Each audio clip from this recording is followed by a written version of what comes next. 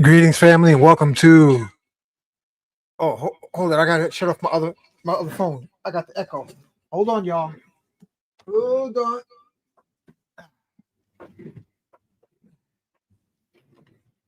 Let me just shut this off. Okay, welcome to Magnus Crystals Pyramids. I'm your host, Uncle Rising Sun, also known as Uncle Unk. Um, we got some good stuff for you tonight. Uh,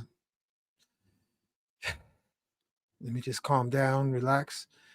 I want to share with you a new opening. I've been in the lab zone, and hopefully everybody is drinking their Kinkaliba tea because here in the Northeast, you got a lot of people getting sick. So, um, if you feel yourself getting a little sniffle, mix up onions, ginger, lemon, chop it up, put a pot of stainless steel pot of water, bring it to a boil, drop the chopped up onions, whether red or white, don't matter. Chopped up ginger, chopped up lemon into the boiling water. Let it boil for like 5-10 minutes, then let it simmer for about 15 minutes and let it cool. Add cinnamon, add some honey or some maple syrup, and within 24 to 36 hours, you will be booger free because the ginger cuts the mucus. The lemon, no, the ginger cuts the mucus. The lemon alkalizes your blood, and the onion kills any of the germs. So if you're in the Northeast, that's real helpful. So wherever you are, we're going to begin the show tonight with our opening, and then we're going to have a featured guest coming on at 8:30. All right, 8:30 is going to be our featured guest named Orisha Stone. It's going to be the first time he's on. So let's do the opening.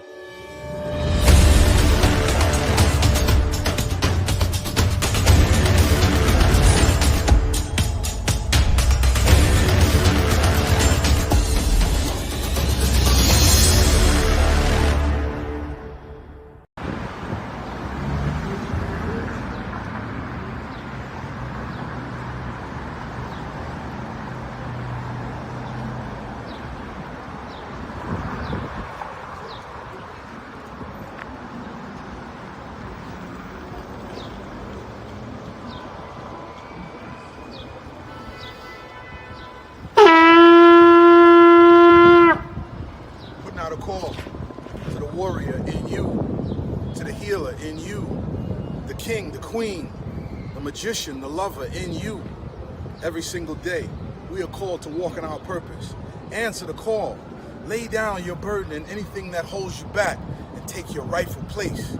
The battle is everywhere. It's right in your face. Let's go.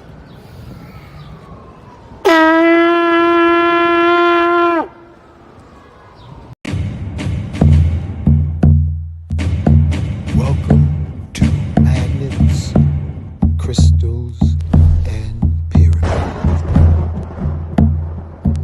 Success is your destiny. Yes. Love, wisdom, power. Remember, always who you are. Yes. Yes. I am love, wisdom, power. Yes. Yes. I am love. Yes. Power. Yes. I am love, wisdom. Yes. I am love, wisdom, power. Yes. Yes. I am love, wisdom, power. Master. Yes. I am. Yes. Love, wisdom, power. Yes. I am. Say to yourself. Yes. I am protected. Yes. Yes. I am master. I am. Yes.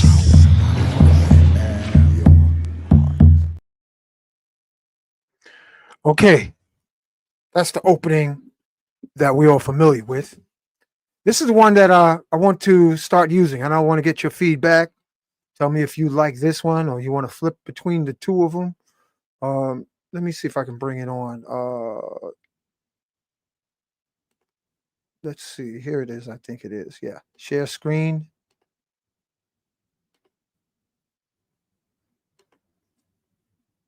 Tell me how y'all like this.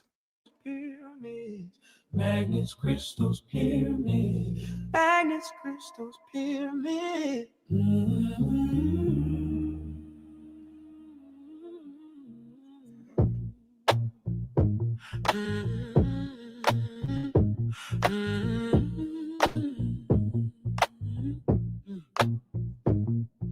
Welcome home, family, and join us for the fun. Colorful guests, people everywhere under the sun. Interesting conversations. Prayers first has begun. Invocation, manifestation, conversation, then will come. Magnets, crystals, pyramids. Magnets, crystals, pyramids. Magnets, crystals, pyramids.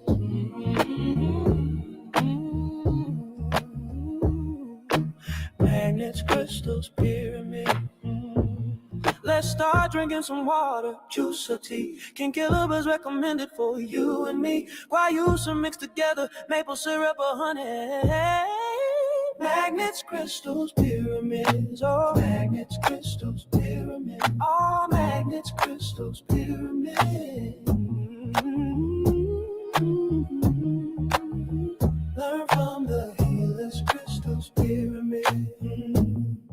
Learn from the healers, the artists, the seers, authors and teachers, dissolving your fears. Workshops of wisdom, the circle is wide. Plant medicine whispers, the planets align. All magnets, crystals, pyramids. Oh, magnets, crystals, pyramids. Oh, magnets, crystals, pyramids. Oh,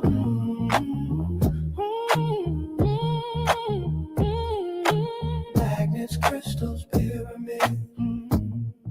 Crystals and pyramids, magnets that spin. Organ awakening the power within. Tantra and herbs, the gateways ignite. Shamanic drums calling truth into light. Magnets, crystals, pyramids. Magnets, crystals, pyramids. Magnets, crystals, pyramids.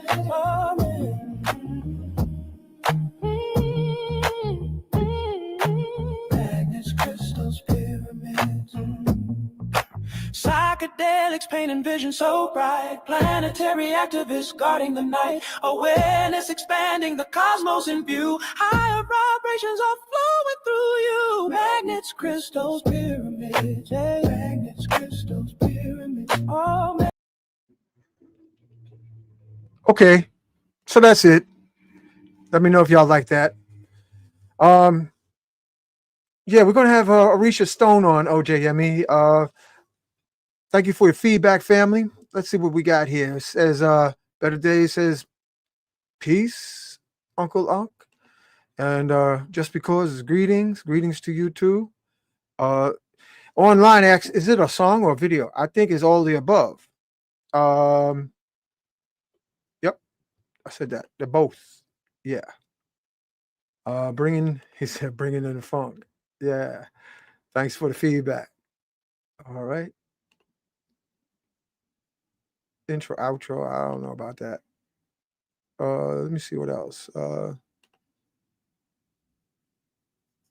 yeah, that's gonna be fun. Long. I was just showing you, bro. Long intro. Wait a second. Just because. Bringing in the funk. Greetings. Okay. Cool. Fire theme. All right, so I'll put it on sometime. She said original, definitely used. Thank you, Awatif. I like the music, good vibes. Appreciate it. Let me see what else has been happening. Logi, if you can hear me, you don't have on your. You got to turn on your camera, bro. You got Logi behind the curtain, wanting to bring him on. Let me tell him. Hold on one second. Boop, boop, boop, boop. Let me call Logi and tell him he doesn't have his technology ready yet. Hold on, fam.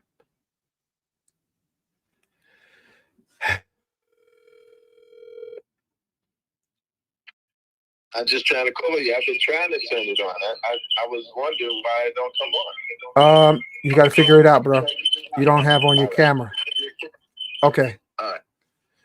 Okay. So while we're waiting for him to get his camera on, there's been a lot happening as far as in the lab zone. This Saturday, I'm going to be over at Cosmo Temple across from Medgar Evers. Oh, there he is. He got it. Okay. See you. You Okay. figured it out. You got it. Yeah. Why is it so dark? We can see you. Okay. I'm in the soft lighting, so you got to adjust your lighting on your. I just did that too. I made it as bright as it goes. So I'm gonna do the opening invocation. I am in me. I am in Logi. I am in you, the listening audience. Thank you for being born, everyone. Thank you for being first. Thank you for being conceived. Then thank you for being born. Because just because some of us may. Okay, hold on. I gotta turn this. Just because some of us may be conceived, we're not totally successful in this incarnation until we literally are born. So everyone who's here in this dream reality, thank you for being born. And I like saying that because when was the last time you heard someone say, hey, I'm glad you're here on the planet. Thank you for being born. And it's two parts. The day of your birth and also the day you realize what you was born to do. Because we all were born to do. We're born with a mission. Some may think it's an easy mission. Some folks might find it a challenge. Some people might say it's a mission impossible. But we're all born with a mission. So, with that being said, we are energy. Energy cannot be created or destroyed. We are sparks of eternity. The one gift that's a double-edged sword that we've all received is that we are energy. We can't be created. We can't be destroyed. Energy cannot be created. Cannot be destroyed. Frequency, vibration. We can reach the highest heights of celestial ascension or the lowest frequencies imaginable. But the one double-edged sword I'm speaking of is time. Time. Right now we're in a time skin suit. A time skin suit. This skin suit, if you had it, icon on the skin suit, it would be an hourglass. So how do you spend your time? And it was a magical moment yesterday. I had a fellow Sagittarian friend did a stop by, and beautiful sister named OJ Yemi did a quantum connect. And it happened more than one occasion that OJ Yemi would tune in because it's like, okay, there's a message she had to share with the youngest Sag. So I thank you again, OJ Yemi. Now, coming into the here and now with our hourglass skin suits, the icon that's on our chest over the area of the heart, because our hearts are the first organ created after conception. And the final organ to leave this incarnation is our heart. In the ancient Egyptian organ mummification, the pineal gland is not important. They just clean that out with like a vacuum tube. The organ of concern is the heart. Okay, Logi, unmute your mic. Settle in. All right. Okay, there you go. So the Why is organ, going huh? dark? I'm wondering why this thing keeps going dark. I got it up, You look fine over here. Ain't that something? Yeah, you'll figure it out. So, yeah, Botanica Bro, as the sand within the hourglass, so are the days of our lives. And that's what we really should, all of us should have an hourglass on our chest. Some of us want an S on our chest or figure 8, but the truth of the matter is all of us should be wearing an hourglass. And sometimes we get caught up in the things that really don't matter. Because if you have an hourglass ticking away your time here on this planet,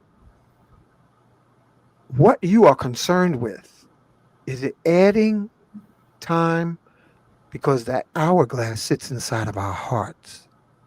And our hearts literally can be discharged or recharged by what we focus on. And scientists are just beginning to scrape the meaning of the chromosomes looking like horseshoe magnets stuck together. And you see the ends of the horseshoe magnet? That's the hourglass. Well, actually, if you look at this chromosome looks like an hourglass. So it's like, how do you can burn through the hourglass with trivia, concerns, and stresses, or you can be well invested with laughter, charges up the telomeres, humming to yourself, charges up, re-adds time to the hourglass of our hearts. So as we, on the shoulders of the ones who walked before us, and now we are on the wooden stage of life with this hourglass on our chest and in our chromosomes and in our being, we say, yes, I am freely forgiving all my future possibilities. Everybody in my future, I already forgive you. And I ask the future to forgive me. And most of all, I forgive myself. And in the past, I ask everybody forgive me. And I forgive everybody in the past. And most of all, I forgive myself. Because most of the time we be tripping and flipping and tripping on things that we perceived. Sometimes our perception is not connected with reality. Our perception might be connected with our trauma that we haven't addressed. So we see life through dark lens. How dark is your lens? How dark is my lens? Because most of the time, we barely can see what is really, someone may say, reality. So we thank and invite ascended masters who assist us with the rope of hope to come out of this dark lens dream reality. Sheikh Amadou Bamba, Saint Germain, Credo Mutwa, Simeon Toko, Yahshua, who some may call Jesus, Mary Magdalene, Black Madonna. We thank and invite South African Zulu shaman, Credo Mutwa, Imhotep, Ptahotep, Akhenaten. We thank and invite White Buffalo Calf Woman. We thank and invite Nat Turner, Mary McLeod Bethune, Harriet Tubman. We thank and invite all of your bloodline that serve the rhythm of heaven's desires. Because we got some cuckoo ancestors too. So we got to be real selective on who we call on. Do you have some cuckoo ancestors, Laji? Because I know I got some cuckoo ancestors. Completely cuckoo. We got cuckoo for Cocoa Puffs. So that's why I always say ascended master ancestors. So we can rise to the highest frequency because we have been tainted with cuckoo bloodlines, intentional or unintentional. We might have, who knows what mixed up in there. We've been biologically hacked by nefarious ETs to shorten our lifespans to 120 years when the people in the Bible and the Old Testament lived for at least 1,000. Talking about like Adam and Eve and Noah and all of them. They were living for 1,000 years. Who hacked humans to make us wrinkle up and look like Cookieville after 40 or 60? Because they say black don't crack, but black wrinkles up inside in a bad way. Okay? And by the time it hits the outside, it's a wrap. But it can be flipped. Happiness, joy, laughter, forgiveness, all of those recharge your hourglass. And doesn't this look like an hourglass, Laji? Yeah. Yeah. Can you hear me? Yeah, we hear you fine, bro. Can you hear you? Yeah. I All was right. dealing with they have technologies to extend those telomeres and to stop them from like decreasing, year by year. Well, they ain't going to drop it on an ordinary population because they think of everybody down here as you know, They want to chicken stop. heads on Prison Planet. They don't want to, those in charge, they don't know what they're doing either. I'm gonna tell you now, those secret societies and they don't know what they're doing. They're like, what are we going to do now? We don't even have a chapter. They think they have an agenda, but they're also being supervised by superior intelligence, just like the moon is a spaceship from another planet that got destroyed in the solar system, and it's a spaceship. The moon is a spaceship. So we thank and invite Lady Buddha, Lady Krishna. We thank and invite the forces of nature that live inside of us. Ilegba, Oshun, Yemaya, Olokun, Oya, Shango, Ogun, Obatala, Owumila. Everything is inside of us. We turned inside out with a big, heavy cocktail of amnesia. And this show is about having to peel back the stinking onion of amnesia to reach our divinity. Oh, and we say Ashe, Aho, Donadan, Wado, Amen, Amin. So let it be spoken, so let it be done. All right, so fam, I'm gonna share with you. I got a call from Lodge. I got a call from Steve, Bufo Master? Buffo Master. Mm-hmm. And he was telling me about a type of smokable. Oh, you know what? Let me put the disclaimer up here. Yeah. This medical disclaimer. You can read that, Logi? Sure. The information provided on this channel is for educational and informational purposes only and is not intended as a substitute for professional medical advice, diagnosis, or treatment. Always seek the advice of your physician or other qualified health providers with any questions you may have regarding a medical condition. Never disregard professional medical advice or delay in seeking it because of something you have heard on this channel. If you are experiencing a medical emergency, call your doctor or emergency services immediately. This channel does not endorse or recommend any specific tests, physicians, products, procedures, opinions, or other information that may be mentioned. Reliance on any information provided by this channel is solely at your own risk. Okay, thank you, bro. All right, so family, in Mexico, there is and then in the comments, if you heard about this, you let me know.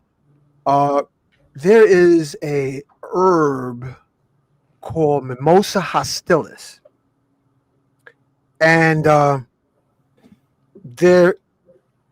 it has been used by the Afro-Brazilians for hundreds of years. It's a form of ayahuasca. See, ayahuasca has different recipes, different formulas. You got Egyptian ayahuasca, which is acacia wood and Syrian rue. Same acacia wood that I got beads made of. Tree of life, burning bush of Moses. The tree of life that's found in the Bible, in the Hebrew, they call it shittim wood. It's a psychedelic wood. All right, that's one form of psychedelics or ayahuasca. I call it Egyptian ayahuasca for short. Acacia wood. Then you have the South American version, which is called Chalipanga or Chacruna. And so that's, what is that? That's 1, 2, 3. I know 3. That's all I can think of at the moment. They have different energies. The Egyptian ayahuasca has been described as very celestial. And makes me wonder. I like it. It makes me wonder how many trees and how many plants is actually seeds from another star system, another planet. Because I think everything down here has been planted from other star systems. Whether it came down on a meteorite or came down, intentionally planted. Because I think all the different people in this world, let me tell you, honestly, it's like we're sort of like abandoned seed colonies from different galaxies. So you got the Chinese folks, you got the Europeans, you got the indigenous You got the ones people, the indigenous people that look, have African features. You have indigenous people that look like they're Mongolian.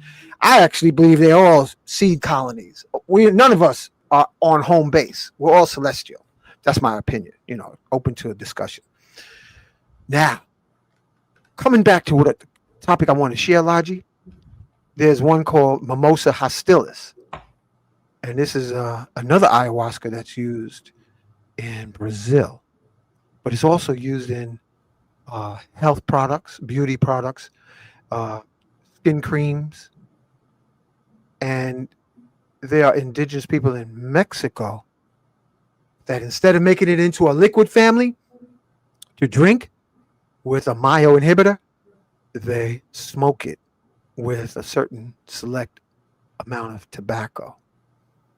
And the one who brought it to my attention, Logi, was Brother Steve. Steve. Yeah. Shout out to Steve. He always into something. Hey, I tell you, he's the Ethiopian master. Yeah. He's on it. So Steve shared it with me. Then I went over around the corner. There's a beautiful location. Special acknowledgement to our brother Mike for the Eitel Kitchen. That's over here on Union Street. And next to it, he has a soup kitchen, and it's like a gathering space. So I met, again, Brother Dooley's compadres. Shaman Mike, he was there. And then he told me about this same medicine that Steve was telling me about, which is the mimosa.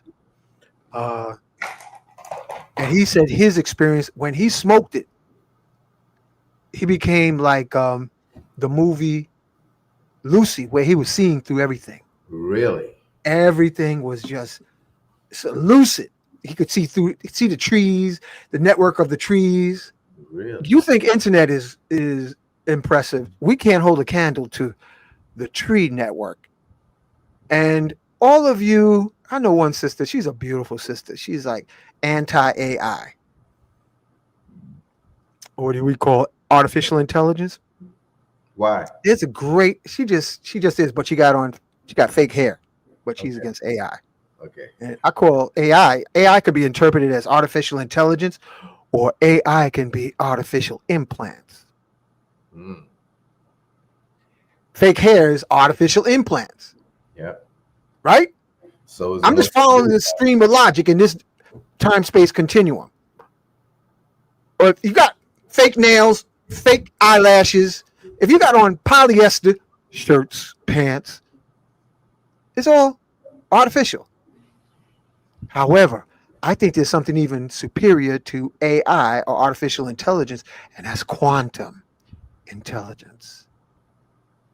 Dark matter, dark energy intelligence.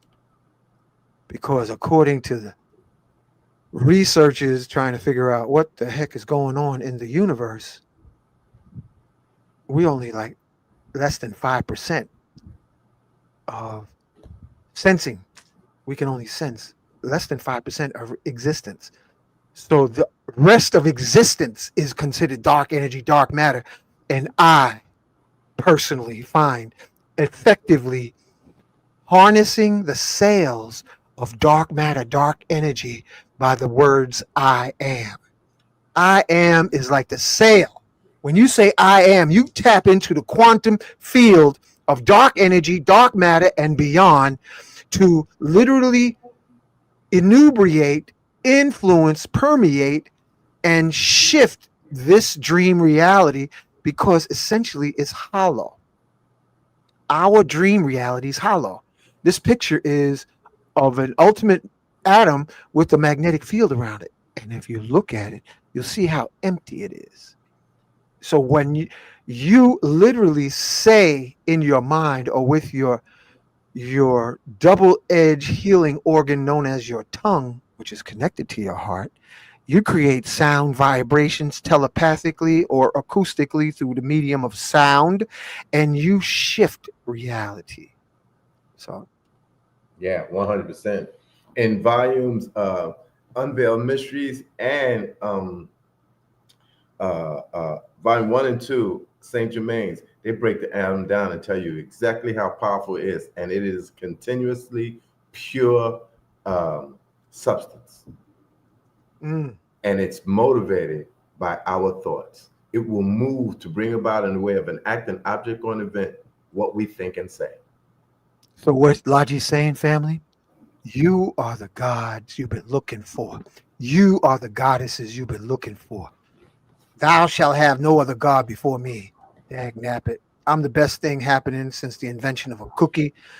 I'm the best thing. You know what? I had a good conversation with Queen Yana. Family, listen to this and tell me if you have experienced this.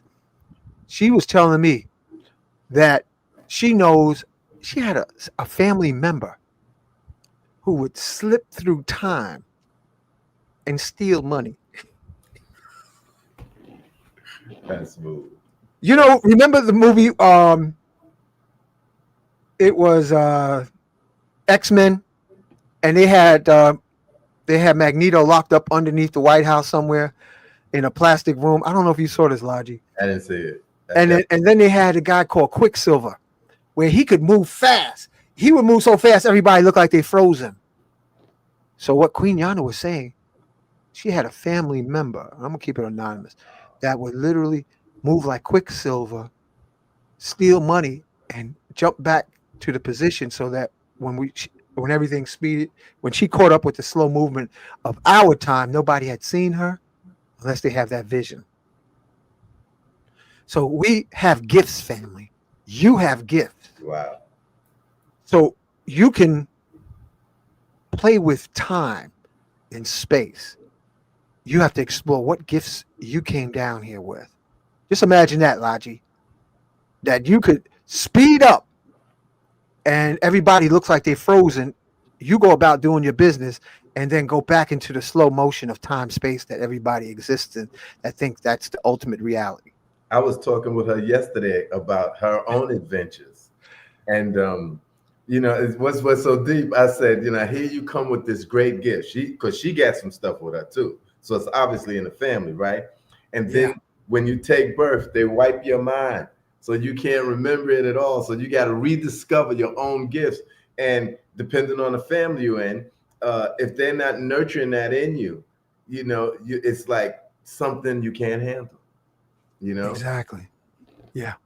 So without further ado, let's bring on Orisha Stone. Yo, man, put your camera on, bro. Oh, there it is. How you doing? Welcome to Magnus Crystals Pyramids, man. Peace and blessings. Appreciation for having me, God. I was over here listening to the show. I was like, look, you started off so amazing from the song to the intro and everything else. I was tuning in my damn son. How you doing today? This is my co-host, Brother Laji. Peace to the brother. How you doing? I'm doing great. How are you? This is an honor, man. I am highly favored right now. You have no idea. I tune into y'all on a whole lot of levels. I'm sorry. Go ahead. You got to thank OJ Yemi. I want to give a special acknowledgement. She's in the audience listening to you. She's in the Apollo of virtual reality. She's in the Apollo Theater of virtual reality. So we're at the Apollo Theater tonight, Laji. Oh yeah? Yeah. What, she's coming on? Nah, she set it up so this brother would be on. Oh, So who the heck is Orisha Stone, man? Talk to us. How you doing, God? Well, it depends on who you ask. To the Washington tribe, I am the bookman. Number 11 of Orisha Stone, Quetzalcoatl. Or you just call me Nabi. Orisha Stone, one of many. What we do is we work with gemstones and stuff like that for healing. I'm not bringing nothing new to the table whatsoever. I'm just putting my art to it. Everything that you talking about and been talking about for years and years, I tapped into it about 8 years ago and started living this life. And I'm just another product of the medicine and the healing. You know what I'm saying? Just on a journey. So, yo, you know what? This is gonna be real relaxed. Arisha, I'm gonna just call you Arisha for short. All right? Yes, sir. Yo, have you had people put on some of your things, or have you ever had the experience where your crystals disappeared? Most definitely. Man, I know I'm on the right. Once again, I got to thank you again for having me on because I know I'm talking to the right person. You know, I listen to everything you be saying, and you really be knowing what you're talking about. Moldavite is one of them stones that your house gin or your house what they call fairies or whatever. It's interdimensional, so it can unlock doors. So when you hold moldavite or something like that, they'll sometimes they'll come and they'll get it, use it, and every blue moon you'll get it back. Sometimes you won't get it back. So if you create a certain kind of piece, sometimes you don't get it back, but it's still kind of dope because if they take something, they'll get something in return as well. If that makes sense. Wow. Lodge, do you ever have some of your crystals just beam out? Not yet. Not yet. I see. I keep them on my puja. No, they're on my altar. They don't. I ain't seen them disappear yet. Let me look over here. Yeah. That's what's my company though. No, it happens. Company.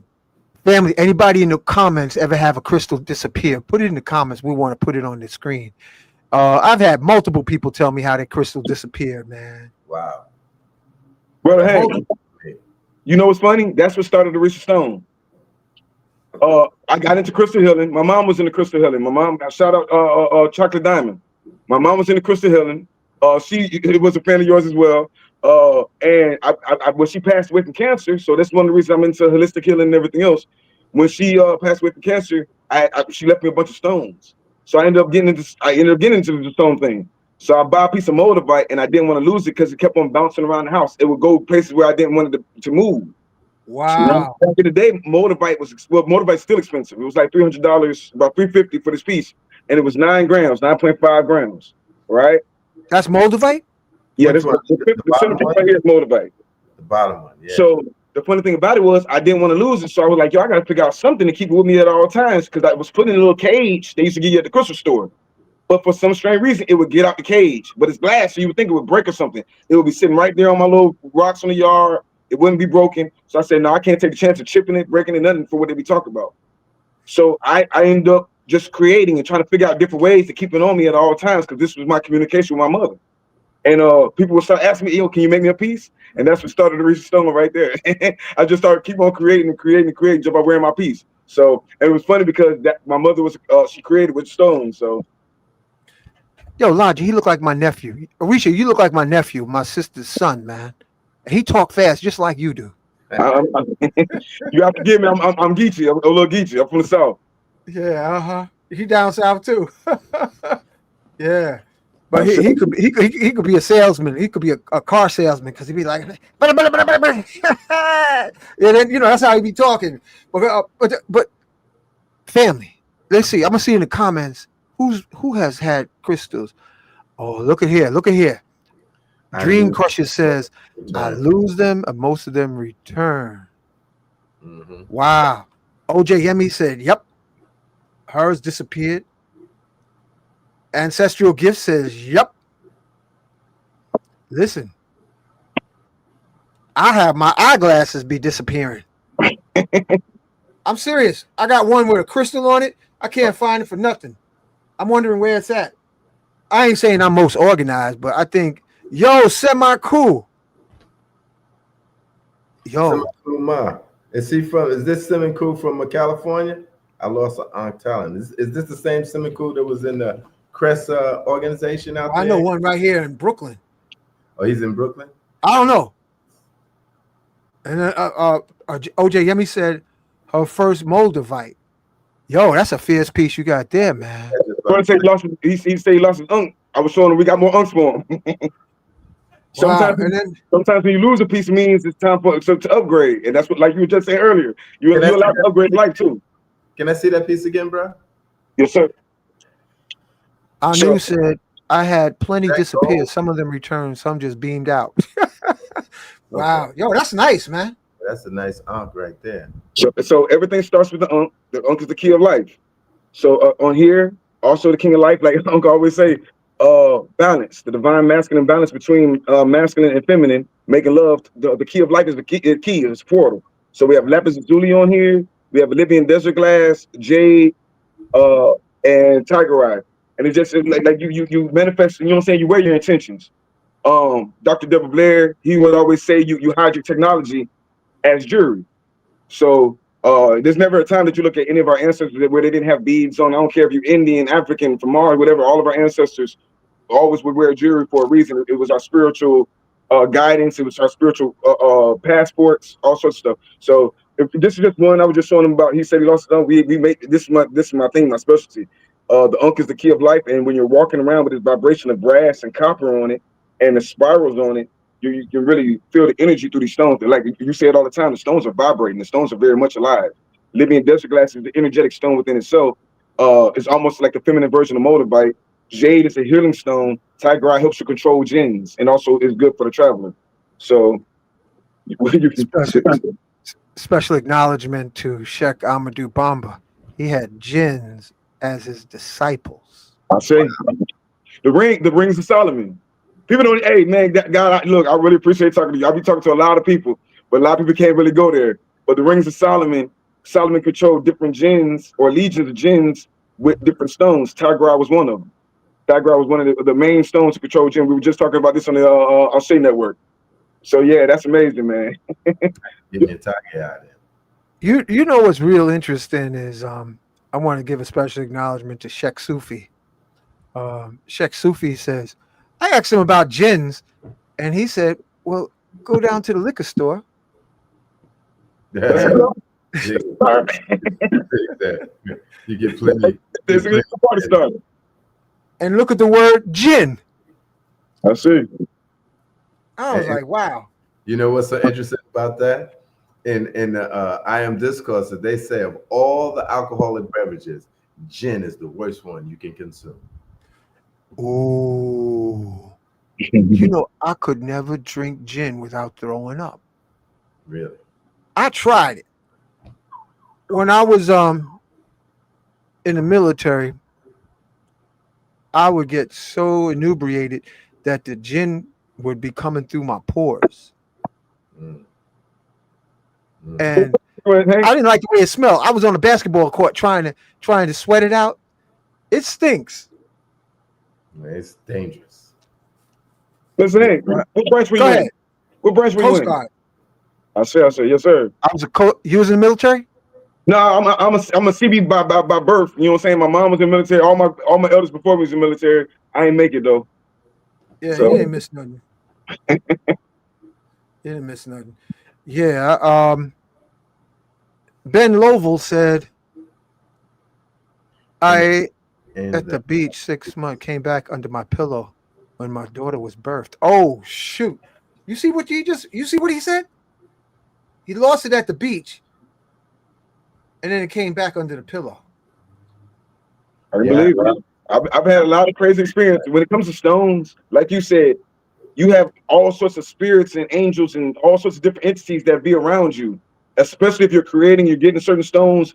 These certain stones are to communicate with these spirits. We don't even understand. Some people are just wearing stones, but some of these stones are to communicate and go to different realms.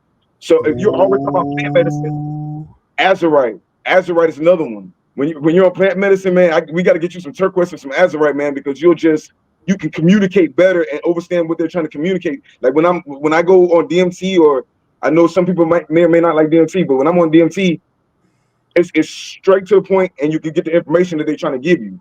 So you have certain stones to memory recall better. So yeah, man. That is very. You just brought up a memory, man. I got to share this, Laji, Arisha. I remember I was, sometimes we be playing with stone combinations, family. But what we really doing is conjuring ancient memories. And there was a particular, and I'm going to share it. It was turquoise, garnet, and amethyst. And this combination, I remember reading in a book that it was worn by shamans of the Americas, medicine people, and the priesthood of ancient Egypt. Sure. Now, when I put that on, I made a bracelet. I remember taking a nap, and then there was spirits coming and saying, like, who's wearing that? Who's this wearing that combination? They came and looked at me while I was sleeping. I could see them looking at me like, who are you to be wearing that formula? It's like colors. I see. Like crystals are like, I call it running lights for spirits. Like landing, like certain light frequencies, certain combinations are literally like beacons to bring spirits down. Another beacon combination is what the ancient Egyptians have: turquoise, carnelian, lapis. I love lapis lazuli. I got it just like this, lapis lazuli. I see. I see. Yeah, so what you saying, Orisha, is true. Family, crystals are spirit light beacons. So you can call certain angel frequencies or ancestors to come on down, and they're like lasers in the spirit, and you wearing these laser colors, and they're like, "Who's this wearing these colors? What they want? I wonder what they want." I like to ask the brother a question. Yes, sir. Can you elaborate on what you know about lapis lazuli? Yeah, man.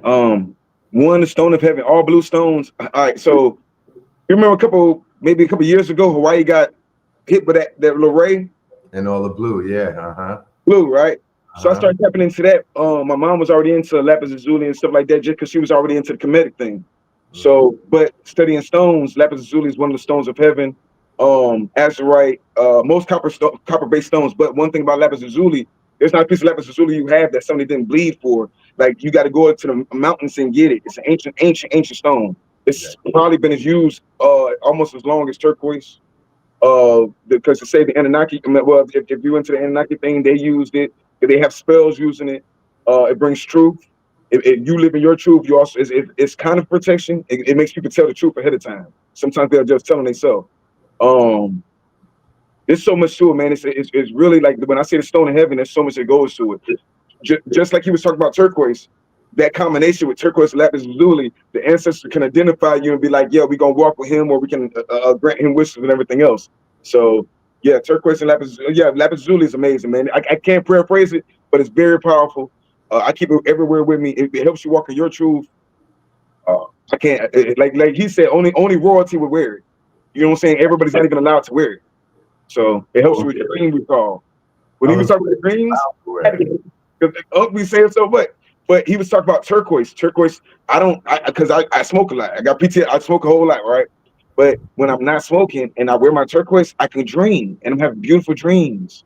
And I'm talking to people and I'm talking these different things. And it's not always negative. When you have the turquoise on, no matter what they look like, they really walk with you. And this one right here, this one in particular, I got from each shaman from all around the world. I'm not sure where it all came from, but each one of these is one piece of turquoise from all around the world. Put it close to the screen so we can look at it. So yeah, each one of these is a piece of turquoise from all around the world, from one shaman from all around. Now it's several of them, but they'll pass them out to initiate. You know what I'm saying? I was initiating under the feather serpent. But yeah, so this one, that's what each one of them mean. You know what I'm saying? So this is my intergalactic passport. When I go to other shamans, if I was to go to Mexico, they can identify who I am. The spirits can identify who I am. All this is native ground, especially in America. All this is native ground. When we're doing rituals, when we're doing spirit work, where your obsidians, you were talking about, oh man, you said it. You just said something like that. I want to see one other person do that combination. It was a Gemini. My wife, she does garnet and amethyst with turquoise. I've never really dealt with that combination because I do. This one has, the turquoise always has to have this red balance. So I did mine with ruby. But yeah, you want to have that balance in there because it's the yin and the yang energy, but it really is really for the cooling of the yang energy as well. You see what I'm saying? So yeah, turquoise and lapis lazuli running mates. It's little sister's little cousin. What'd you call it? Little cousin to turquoise? Little cousin, huh? Yeah, Oh, azurite. that's a nice piece, man. Yes, sir. Wow. That's azurite. Yes, sir. And so one thing you know about Shout out to us azurite, again, man. Slow down, man. You almost on the speed limit, man. Hold on a second. Let's pull it up. Let's look at it again. It's like extraterrestrials. so the blue thunderbird, Quetzalcoatl, right? This is this is the one who tells y'all that the gods of America and all these lands is the black god, Cocopeles, the Quetzalcoatls, the land of the feathered serpent. This is where we call ourselves American. So and then I carved this. You can't really, if you don't know what you're doing, you'll mess up some azurite. And azurite's kind of expensive. But it's a copper-based mineral, and that goes back to just copper in general. Like if you go into even to the copper end, like copper is good for your blood. It's good for your third eye vision. It's good for circulation. That's why you want to wear any kind of copper or copper-based stones on your left side because your circulation starts on your left side. yeah, man, it's powerful when it's communicating to the ancestors. So, Mm. and she wanted to show her piece. This the piece when you say that combination of turquoise and amethyst. This was hers. She beat this one, and that's moldavite and turquoise and amethyst. Yo, that's another formula, man. Turquoise, amethyst, and lapis. That's another indigenous ancient Turquoise. Egyptian turquoise, lapis, amethyst. I'll say. Nice. Chakra. Oh man, you got me excited with this one, man. I remember putting together turquoise, carnelian, lapis in a necklace. And that was a sequence: turquoise, carnelian, lapis, turquoise, carnelian, lapis. Like the ancient Egyptian priests, and you would see in a lot of the royal jewelry and the engraved on the tomb: turquoise, carnelian, lapis, and gold. So, And I let Baba Phil Valentine, this is 30 years ago, put the necklace on. And he said, I just feel like smiling. He was like, Mhm. and then he, that tells you how long I've been watching you. Because ask Dr. Phil about me. I did an event in Orlando with the Mercury Collective. It was the winter solstice, and him and his wife came out a couple times, and we gave him a staff of an unk with a batala on it and Umoja on it, all quartz, all these different quartz. And one side was quartz stones, the other side was all blue stones. And Sister Myra Moss, we did a piece for her too. Asked them how their pieces hold up and what kind of energy they get from their pieces. Like it's amazing when, just like you said about the Canadian, when you know the combination and you know who you are, like you said earlier on in the video, when you know that you're who you are, you can activate the stones. When you talk about carnelian, you can walk like that. Carnelian is a set blood, the blood of a set. So it's already a super protection. Hathor, the mother, the great mother, the supreme mother is Hathor, the mother of turquoise. So it's like I'll be having all sorts of little situations on the 3D to just try me, but nothing really happens to me because I keep turquoise on me at all times. You know what I'm saying? So turquoise is some high John the Conqueror.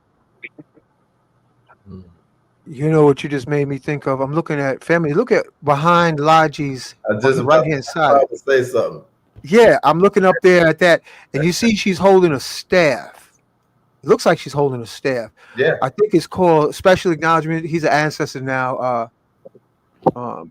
Abu Kafra, Usair. It looks like a horseshoe on the bottom, and on the top it looked like a dog head. A dog head, you see? I Yeah. thought it was like a bird. It looked similar to what he showed us. Yeah, yeah. And so I had a coworker who made a staff. I was trying to do it with brass, and that staff, my coworker was from Egypt, and he studied pharaonic jewelry. And I was braising it, and he said, "Please, please step back. Let me do this." And he hooked it up. He hooked it up. It looked like the dog head on the top. It looked like the horseshoe on the bottom, and that long staff. And I was like, "Oh wow, this is cool. I don't know what to do with this." I said, "Let me gift it to Phil Valentine." And let me tell you what happened. Yeah. Phil Valentine took that staff to Brother Shabazz's event at LIU. Yeah, that's it. That's exactly right, Laji. Hey. I made that out of brass, and then the tubes I put crystals in. Do you know on break somebody stole that staff from Phil Valentine? Damn. They ain't bring it back. No, they ain't bring it back. Look, somebody stole some one time. I don't know why they stole it. They stole it from this man. He kept on his porch charging it, and they stole it. And the energy wasn't rocking with him, whatever. They threw it back in his yard. Yo, I can believe that. I can believe that. Yeah, man. In the right You hand, got- yeah. Now, what's that? What's that? What you got there? When he was talking about the Hold brass, on, let me put you full screen again. he was talking about brass, and if we tap into the West Africa, the Dahomey and the Benin culture, it was all brass and bronze. They were really smart when it came to one eats up bacteria, but also the highest vibrational metal. Wait. You just said, what did you say about bacteria? It eats up bacteria, like this. even if we didn't believe in the spiritual aspect of it or the science aspect of it, copper-based minerals eat up bacteria, viruses. Like what are we talking about right now? If you have copper on, you don't have to worry about these whatever they want to call it. I don't want to say the wrong thing on your page, but all these diseases and stuff like that. Copper, brass, bronze, they eat up those things. So keep them on all the time. So ancestors always knew it because they would always keep some copper on it for blood circulation. So it's good for just that alone. Not to mention the vibration. If you have a vibration about yourself, it's vibrating through this. We're in the year of the serpent. You have the serpent on here. The rest represents wisdom, is all brass, Herkimer diamond, the magnified energy, amethyst to connect this. This part of the scepter was from Benin, and this one was a broken Indian dorje or vajra. And then the sacred geometry, ruby omak. But if you look real close, you'll see coco pele. Wow, that's cool. But it also has the labradorite on there. So when people try to send negative energy on you, that you send it right back to them. And the sacred geometries are 24 karat gold too. So yeah, like you don't have to worry about it. The thing is, if you take care of it, you can pass it down. You see what I'm saying? You know what? I remember one time, sister, she had she was like a baby about 2 years old. And the baby, I don't know how he got a hold of it. I think it was a rose quartz, one of them polished rose quartz pebbles. Baby took it and swallowed it. Oh boy.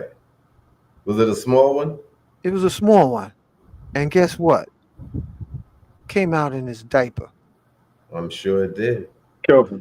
It was polished, but it was like a pebble. And that was, I never forgot that. But you taking me down memory lane, man. Because I find people tell me, man, crystals like up and disappear. And sometimes I ask crystals, like, you ever have one call you? I had a crystal. This is what my journey. Yo, Lodgy, you know a brother in Atlanta. What's his name? Baba G? Oh, yeah.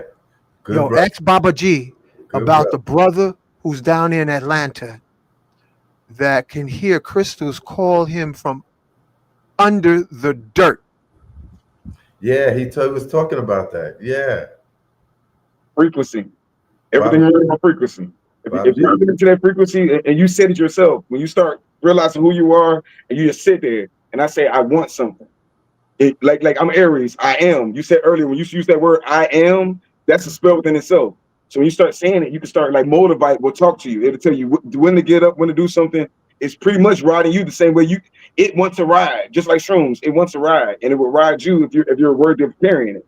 It's like if the stone chooses you, turquoise will talk to you. You said it yourself. If it's talking to you in your dreams, if you're having dreams about it, it's talking to you. Lapis lazuli will talk to you. All stones talk to you in their own shape, way, or form. If you really quartz, you can use quartz to talk. But motivate most definitely will like Jumanji. You'll hear that boom, boom, boom. Get up, go here. And if you're into plant medicine and you have you some motivate and you're listening to what the ancestors are telling you and what the stone is telling you, you will be successful. You got to hear and obey. Some people don't hear and obey, but if you hear and obey, like you're tapping into a higher consciousness, and that being alone is like everything based on vibration. So yeah, if you can tune in that vibration, you can damn near smell turquoise. You see what I'm saying? You can let me get the other day I went to an auction the other day and I got this one right here. It was so funny. I went to the auction. I go to a lot of state sales. Don't you have some moldavite beads, Hank? I have them in pyramids. Look at this. Yeah, that's Kingman turquoise, man. Yeah. You know your turquoise. Yes, sir. And then you already know, like once you get certain things like that, it's ritualistic. Like you're really not supposed to just. People say you're not supposed to buy it. So if you buy it as a gift for somebody or have somebody buy it for you, because that's how you kind of activate it. But turquoise is so powerful. There's so many spells and rituals with turquoise. Like we got to take it back to the basics. Everybody's trying to go so far out. But if we take it back to the basics, what did our ancestors work with? And our ancestors worked with turquoise. Our ancestors worked with meteorites, tektites. Yo, Mr. Hank, I got to ask you this question. I always ask all the elders I talk to this question. A lot of elders. Slow down. You know the damnedest thing. People call you elders the minute you get some frost in your hair. Yeah. And there ain't never been a party in the hood to have like a welcoming elder party. Hey, welcome to being an elder. Elder. If you put Yo, I'm gonna tell you right now, if you put whipped cream in your hair, Arisha, folks would be saying, "Elder, elder." I'll be Yeah. like, "Well, there's not one party to welcome you with your whipped cream color hair." Have you ever been to an elder congratulations party, Laji? It's coming soon. No. It's coming soon. It Trust me. don't exist. It's coming soon. Yo, listen. I asked, and then I'm gonna let you go ahead. There you go. I asked an elder. I said, "Listen, I got a beef with somebody. I want to know where's the council of elders in our so-called woke community." You know what he said to me? What? In the order? There ain't none. Okay. I'll say that it wasn't one. Maybe it wasn't one, but it is now. Like I said, if you ask Dr. Phil Valentine about me or ask Sister Myra Moss about me, I threw events just in honor of them because that's what I knew I could get in contact with. I brought Sister Myra Moss out like 3 or 4 times to Orlando. Ask her about coming to Orlando and her wands that we give to her just for being Sister Myra Moss. I set her on thrones, Benin bronze thrones. Like ask her about it. Ask Dr. Phil about it. When you asked him about the Bronze Kingdom, I was the art curator of it at that time, and I opened up for. And when I call you elder, I call you in the most respect. Somebody that's been doing it, like you said, for over 20 years. I'm talking about spiritual rank. You know what I'm saying? When I'm talking about, yeah, there's a lot of older people. I might not call them elder, but the spiritual rank of it is you've been talking about magnets, crystals, and pyramids for a long time. And now they talking about they found whole cities under these pyramids. Hey, everybody need to be tapping in with this elder right now and acknowledging what you've been putting down. So No, hold on. You just started something now with that word elder. Lodge, go ahead. I'm gonna tell you right now, here in America,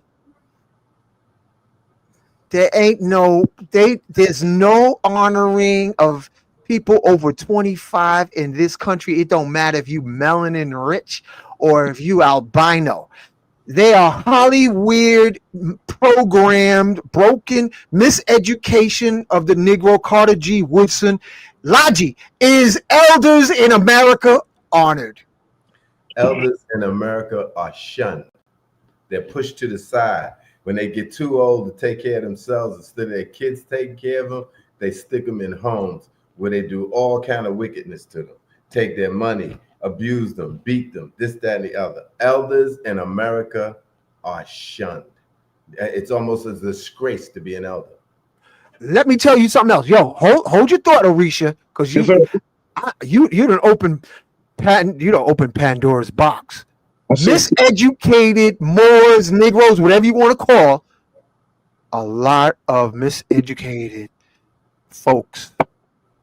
The hate begins when the grays come in. Yep. Yeah, light some incense, bro. No. Hey, I always light it up. Yo, Laji, you see the smoke? You see, we bringing the smoke. We bringing the smoke. The guys introduced us because I'm a proactive person. Like I said, one of my prototypes is Aries, Quetzalcoatl. I run with a lot of different chiefs, and we already know what needs to be done. We know what needs to be done to the land. So as far as these communities, if you check out my page on ORISHA Stone, I just did Black August with Tahir RBG. I just did a Black August 1 with Rod Hayes. And what we're doing is, and I'm talking to a lot of different people. Shout out this, I communicate with so many different people that one day I hope to introduce you to. That's already on magnetic homes and free living off of trees and everything else. All we needed was the land, right? And so that's what I'm working on right now. And I have a group of people that I talk to every day coming together as we speak. You know what I'm saying? We have ambassadors all in Africa that's working with us on minerals, gold, different kind of minerals, everything from black diamonds, etc. From a shadow vault. So yo, hold on, because you're bringing the fire. Listen to this. This had to be a sister when I saw the word feel. I'm sorry, y'all feel that way. First of all, sister, we talking observation, critical analysis to free the paralysis, because we have to do shadow work in the hood. We have to do shadow work in the conscious community, because our folks are very spooky about being in the dark. And the only way shadow work, Goddess Taville, is in the dark. Bring what's in the dark to the light. I have the highest respect for my elders. we appreciate that. We appreciate you, Taville, and you are like a fly in buttermilk in a lot of the community that has been programmed since Walt Disney to subconsciously despise. And if anybody has grays in their hair, tell me if I'm lying. I'm saying. Yo. Here's one. It's regional. He said it's regional. In different Logic, what you say to that? different countries respect their elders. It ain't here. It ain't in America. And if she's doing it, she's one in a million. Which means they ain't that. She most definitely is. I know her personally. She most definitely is. And like I said, like, and our thing, my main thing, we push for the matriarch, we push for our elders. I always give, like I said, I always give shout outs to, I literally have a show with the elders of the night. You know what I'm saying? So I try my best to honor the elders and teach the people that call themselves listening to me. I don't say like looking up, but if I can help them to do something besides dumb stuff in the streets, like he said, the shuttle work, that's my whole page. Orisha Stone, Esoteric News, Esoteric TV, Free Gems. I'm a baby version of what y'all been doing for years, and I'm sorry that y'all been going through it. But once y'all realize that, and I've had a lot of elders tell me that it was an elder in the Masonic Lounge in Jacksonville, Brother Umar. He was like, brothers aren't interested in it no more, and I'm sitting right here in front of him. Yo, you know who told me about the despising that women have for age in America? Remember the book Pimp: The Story of My Life by Robert Beck? He brought this book out in the 60s. He's a Am bad I right? I think that book came out in the 60s. He says, and it's not intentional, it's biological. Women are wired that once you're past the reproductive seasons, and this is what Robert Beck, who wrote the book Pimp: The Story of My Life, and I was like, really? I just read it, and I was like, until my brother Lenny stole the book from me. But he said in the book that women peel away when you start going gray. This is what Robert Beck said in the 60s. That's deep. So when we talk about becoming woke, we got to go where the sun don't shine. We got to go into the darkness of the elephant that's in the room. And then there's some, and the ones that I do notice don't have a problem when you go gray are the women who were raised with their daddies. That helps out a lot.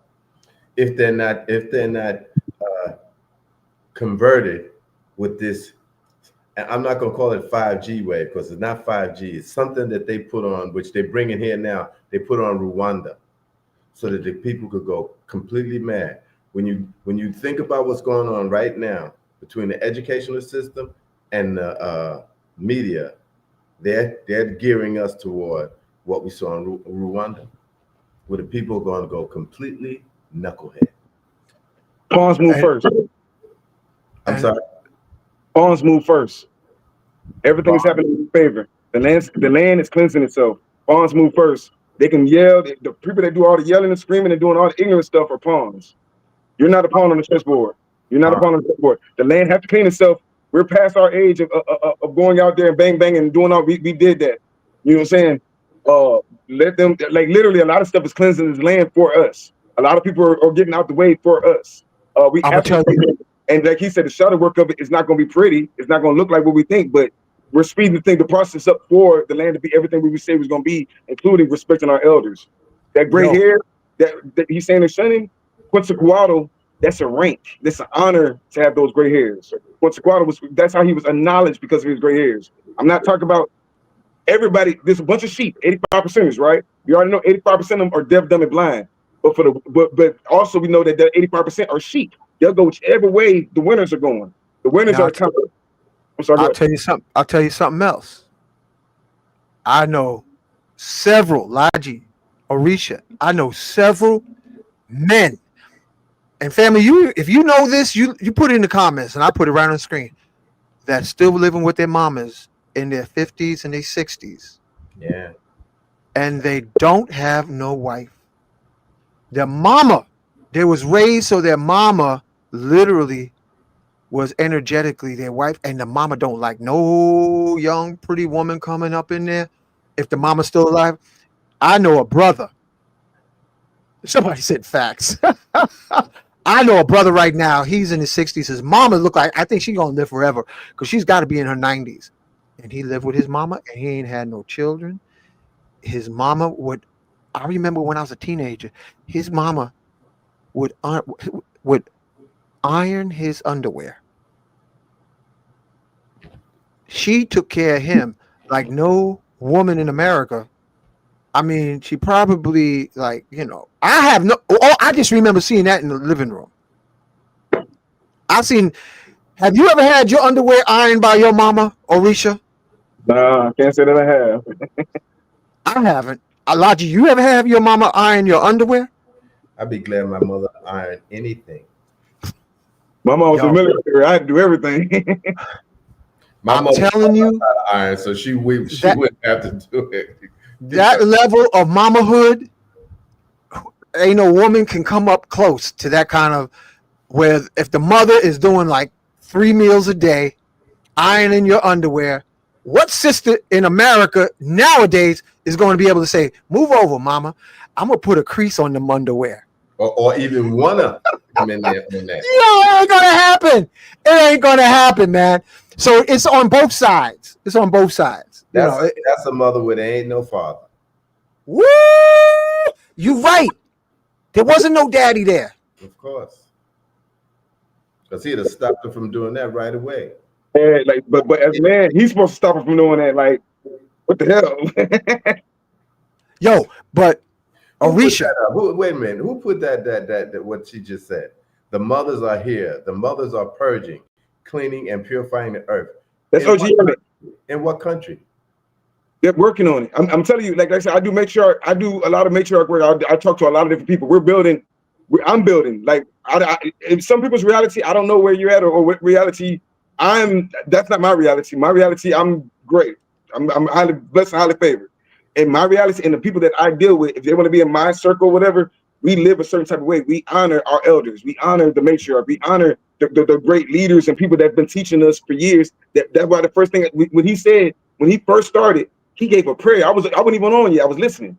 He was honoring the ancestors. He was calling them out. You got to do that, man. Yo, Arisha.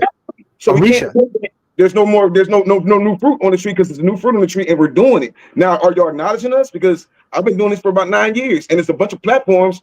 This guy that said that she's the one that introduced me to this guy. I've been around for a long time. But I've also been wrestling with brother for a long time, honoring my ancestors, listening, taking heed to what my elders or whatever they want to call it. But the reality, yeah, there's a lot of sick people, but there's a lot of healed people, and they are doing work. Like he was saying, I literally had a bunch of different shows called Shadow Work, literally talking about how we can communicate, how we can fix our. When Nas came out with Bridge the Gaps, so we on it. Trust me, lead guy. Like I come in peace. We on it. Yo, we gonna have fun tonight. We having fun. We ain't talk about, and they can't get what else. Yo. That was funny, Sherilyn Gray. She's saying, yo, it ain't hard to, but this is where I want to get to. Listen. Okay. This is where I want to go. When are we going to sensitize and tune in to the spirit of gold so that gold crystals under the earth will scream to us the way quartz crystals do and say, come here, I'm right here, dig me up. I'm nuggets. I'm talking about fat nuggets living in America. You got to have a fat nugget. I ain't talking about no dust. I'm talking about gold. Go ahead, Arisha. What you gonna say?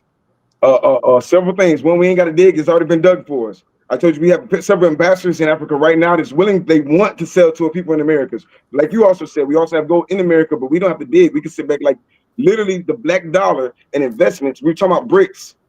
You talking about the system of it. We can smell it in the air. Gold, yes. Gold in Florida is legal tendency right now. So when you see these, yeah, it is gold dust, but gold dust Wait, goes wait, on. wait. What you got there? Slow down, bro. Slow down, Aries. Show that. Show what you got, man. So What's that? That's a gold fan you got there? we're in the gold standard. We're in the That's gold nice. standard. In a lot of different places. We're having Lodgy, these you things see called this? gold backs. I'm looking at it. And in goldbacks, you never see a man on it. You see all matriarchs. If you notice that they took all the dead white men off and they put indigenous women on from all different continents. So Florida goldbacks just passed a law that gold and silver is currency right now. That means I could go buy cars, houses right now with this. You know what I'm saying? We talk to them the way they need. Malachi York said we talk to them and bring what they need. Can't bring you what you want, so you can learn to want what I came to bring. So they put designs on it. These are gold backs. This is the currency right now. We also have gold bars, but take one out of the plastic. We want to see what it looks like without the plastic. So are they actually exchanging that for goods? Those papers there? You can look it up right now. You can look it up right now. I mean, I can pull it out all day. I've been collecting gold and silver, like minerals is everything. Wait a second. Is that gold and silver? Sir, yes, sir. So you can get your stone. You can get your. If you want to do show and tell, I can go all day. Slow down, Arisha. Slow down, Aries. I know you fired because I'm a Sag, but I want to see one of them gold fans there. Take the plastic condom off it, and we want to look at it. No problem. No problem. So each one of them, if you can. I got you. I'm gonna pull it out. I'm gonna let you know now. You look up gold backs, and each one of them has a certain percentage of grammage of gold in there. Now, I just put it here. You don't have to put them in there. That's nice looking. Lodgy, look at that. I'm looking. Who issues it? You can look up gold backs. They're doing them for all. Like the West was already doing it. Nevada's, all them different places was already doing it. Florida wow, that's beautiful. Now that Florida's on it, now look at it. The top gold backs are the black women. The top gold back is $150 for one gold back, but it has, I forget how many grams of gold in it. So, you know, right now, the gold it's probably like a gram or two. Yeah. Yeah. And a gram right now is pushing like 130 something. Plus you're paying transference.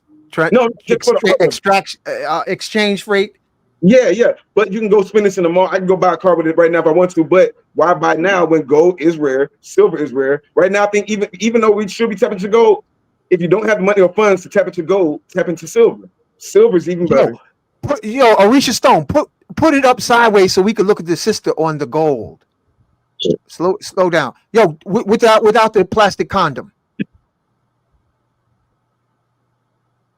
And then they don't make these. So if you see these, slow down, bro. So bring it. Wow, that is beautiful, bro. The most expensive one are the black ones. I ain't even got Is the state issuing it, or is it a company that's issuing it?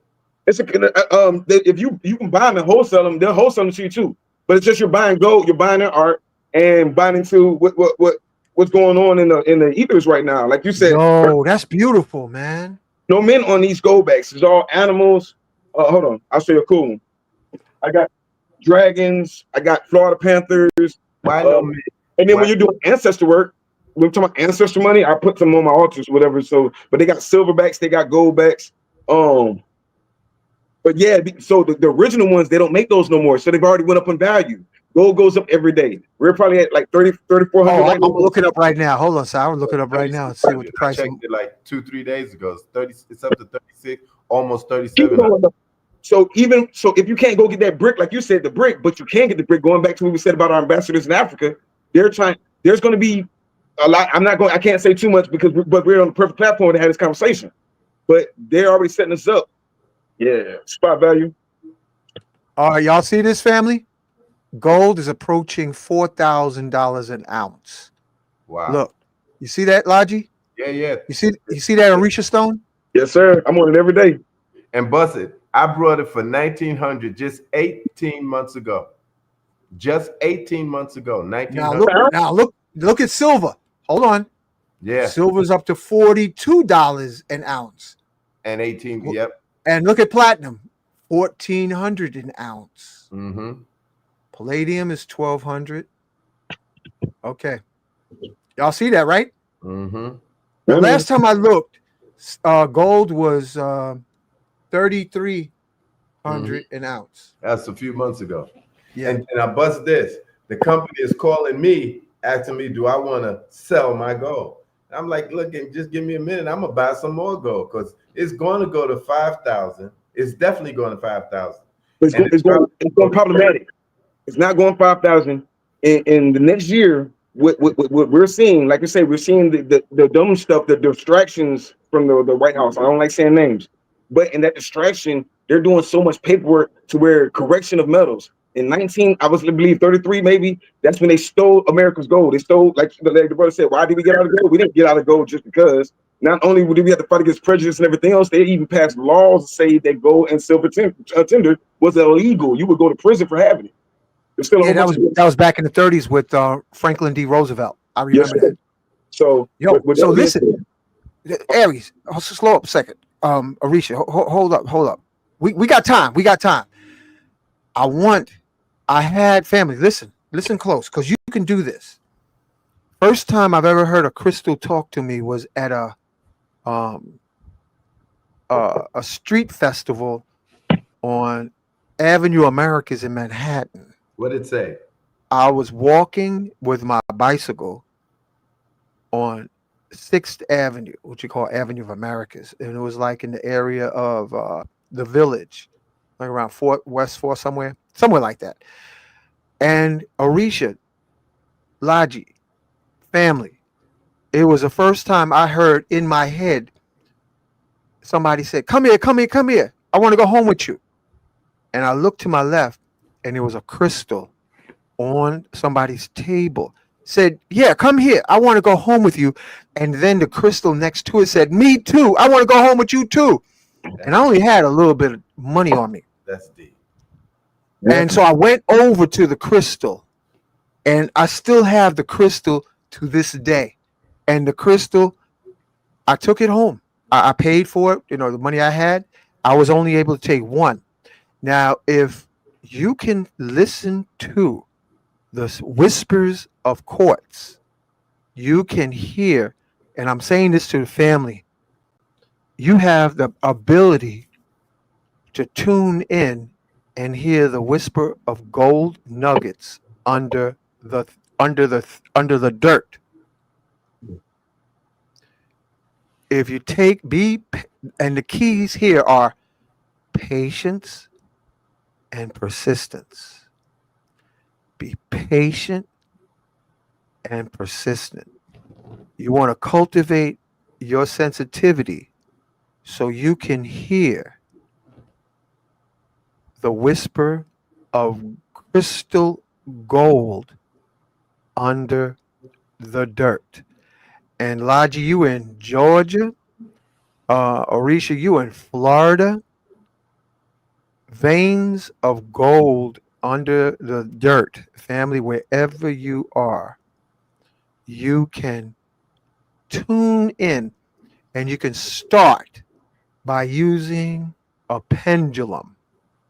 Start practicing using a pendulum to cultivate your nervous system and free your monkey mind ass out of your head, and use your nervous system for the 60,000 miles of antennas that's in the average person's nervous system.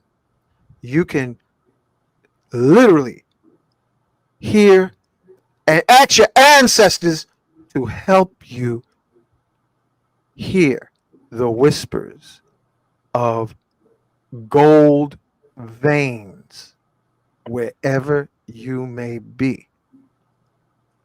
I'm telling you, it'll work. Your experience of having to talk to now, but mine don't disappear on me. They stay at home. But I had a similar experience when I was in Mount Shasta. Right, we was doing a powerful seminar up there, and the sister who was running it was Aurelia Louise Jones. She's since passed away, and so she took us to this crystal shop where these guys from Brazil came and said, these crystals said that they got to come here and be sold by you. So I'm in the shop. I mean, they brought a truckload, not a little bit of crystal, a truckload of crystals, right?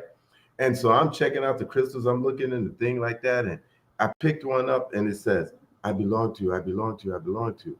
And I'm like, "Huh?" I picked the other one up, and it said, "We could be friends. We could be friends." And so I put them back in their place. I go and tell a woman that she's giving teachings on the crystals to our group, right? And I said to her, do crystals talk? She said, yeah, sometimes they do. I said, because that crystal over there definitely talked to me. She said, what did it say? She said, I said, it said I belong to you. Now, I didn't have the money to buy the crystal at the time. So I brought the crystal to her. And this was a master crystal, rainbow crystal, a tantra crystal. I mean, it was a master crystal. Of course, I showed it to you, Hank. And she started dropping it off because she was working with one girl first, and she kind of like rushed through her because she knew what kind of crystal I had. And she's like, yo, homie, this is a singing crystal, this is a rainbow crystal, this is a tantra crystal, this you got a master crystal here. I said, how much is it? She says, $444. I said, I don't have it. She said, it don't matter because it belongs to you. You take the crystal and send me the money when you get it. Thanks for sharing that, Logi. Look what King Production said. My Moldavite said we can do that. Now we're going into hard times, all right? Challenging times. When the going gets tough, the tough get going.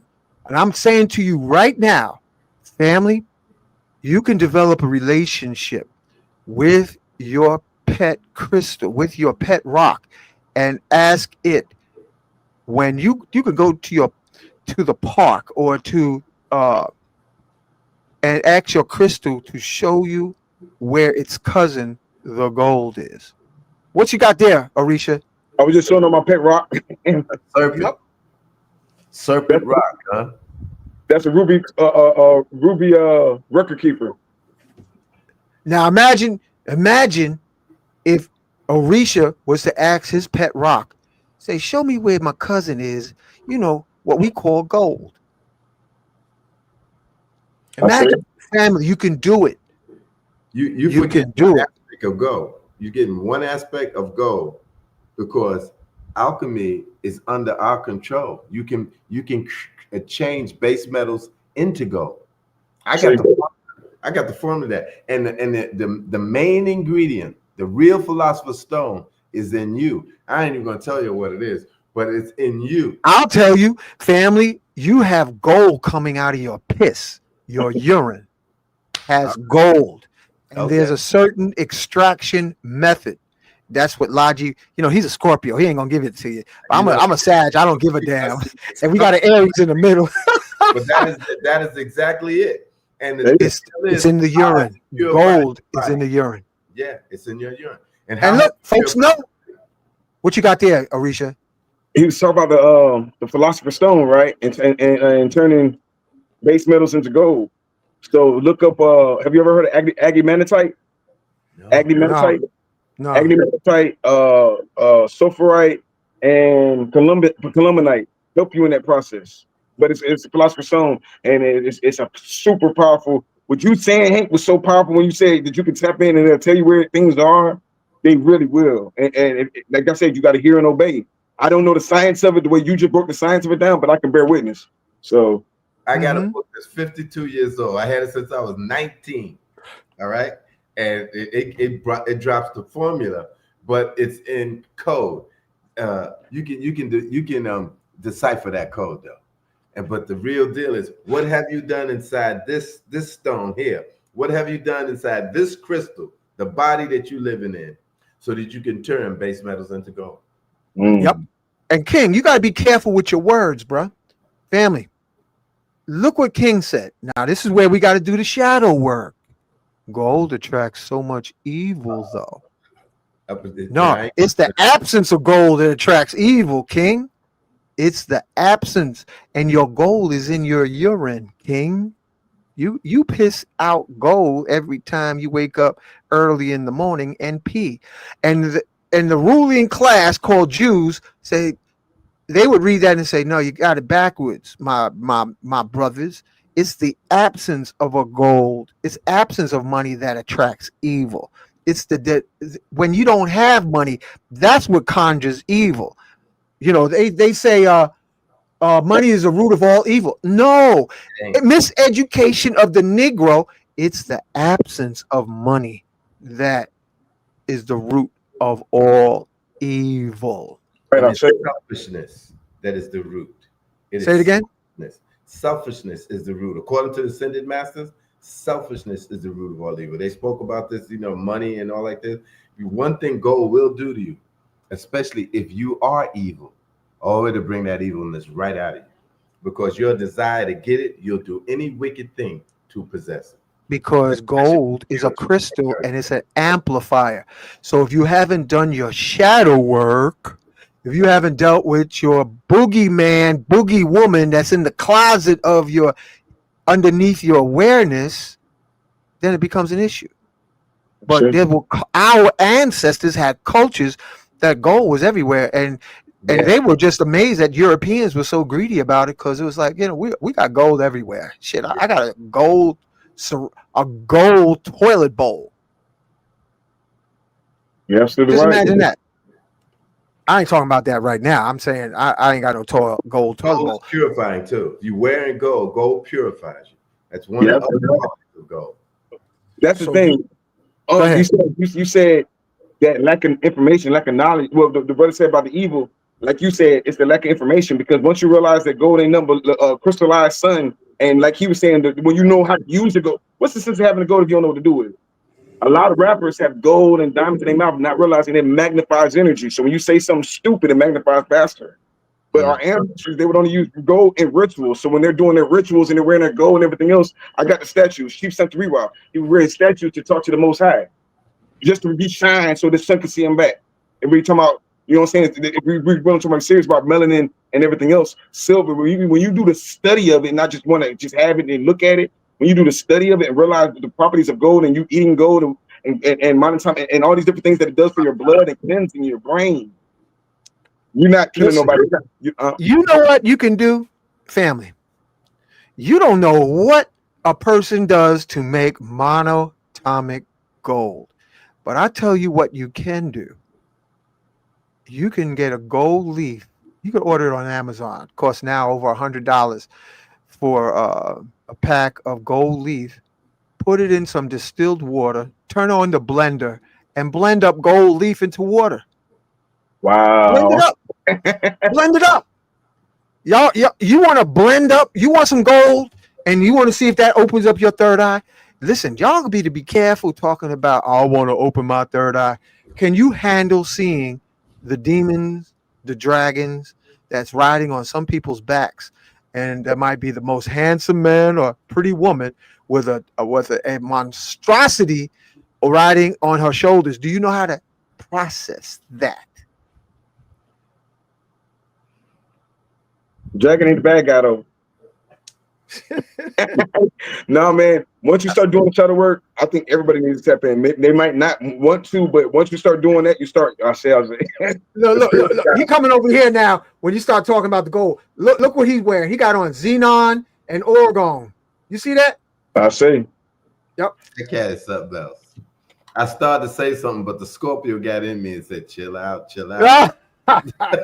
Oh, this is good. This is a good show, man. If you check out, if you've seen the movie Doom, right? And the spice melange, well, monatomic gold is the spice melange of planet Earth. You don't think it's DMT? Well, DMT is activated. DMT was within us. Gold activates DMT. And then see, it's the other aspect of it. See, this is a crystal body, right? But by using the spiritual sciences, then we begin to activate all these other accoutrements, all of the crystals and such, but once we purify this piece right here, that's the key. That's the key to everything. Yeah. What's the most precious commodity outside of Prison Planet? Outside of the prison planet? Yeah. With other galaxies and other planetary systems, what is their most precious commodity? Time. Exactly. And to go into what kind of time, it ain't old ass time. It's youth. Yeah. Youth is the most precious commodity outside of this planet, because we're in the Stone Age. We think oil, gold, silver, platinum is most precious. Yeah. But off planet, the most precious commodity, and just think about it, the most precious commodity is keeping your cells in its early 20s. And what's this? Tens and thousands of years. And the Jupiter. Sumerians had done it already in the far distant past, stayed in their 20s for tens and thousands of years. And they Remember, had kings that ruled the planet, not a country, the planet, for like 15, 20,000 years. we still got kings doing it. Now, Busted, remember Jupiter rising? That's a silver. Jupiter ascending. Ascending. Bam! Jupiter ascending. Yeah. Yeah, that was the key. And where they getting the energy for that? Pineal glands from whole planet. Causing these Yeah. major wars, and extracting the pineal gland from the beings that sacrificing themselves through these wars. What you got there, Arisha? The picture behind me? We got the picture behind him. No, what metal is that? What metal is that? Silver. Yeah. So we were talking about taking gold. You can take colloidal silver too, but also the temples that you're talking about for prolonging life and prolonging life. The temple of Hathor. It was all about vibration, and you always talk about magnetism. Check out the temple of Hathor in America and the one in Africa. But that's where everybody would go there. They weren't going there for just information. They were going there to be regenerated. The temple of Hathor, the magnetism redoes the cells, the magnets that they were using, the stones, the granite, the black granite, all these different stones. Like you said, you were talking about the lapis lazuli, turquoise, and cornelian combinations. That's what they were using the combination for. They were even grinding the turquoise down and make it. They weren't just turquoise, gold, and everything else, and making elixirs. Silver is an elixir. So, And guess what element helps to kickstart cell regeneration that was used as money in the ancient world? Gold? Certain types of salt. So, There was a reason salt was the monetary system, because if you get the right salt, you have the cornerstone for perpetual youth. well, where's that magic salt you said you was going to be selling us? I ain't got it yet. Okay. I hope you ain't getting Scorpio in you. Yo, I got Scorpio in me, bro. Winos know winos. You know what I mean?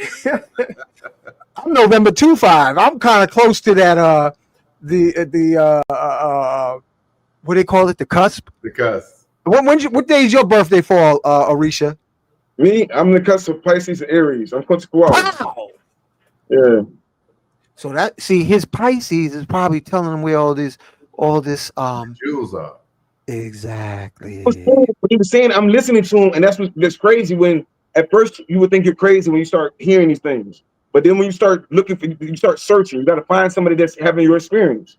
I mean, watching different networks. I know I started out searching through what's the channel I first started on Sonetta TV and everything else, looking for the information. And you find different people that you listen to, and it gets each person to give you a key or a clue. They get closer and closer. And you listen to this guy, and he's telling you that he's experienced it too. That's confirmation. That's the confirmation that okay, I wasn't crazy. And then the people in the comments, they can now once we start having these conversations more out in the open and understand what do we do with this technology, what do we do with this information. Now we're talking about creating magnetic homes, creating free energy living. We can do that with shungite. Are y'all familiar with shungite? Heard of it. Carbon. Like Yo, come on now. We old heads, man. We know about some shungite.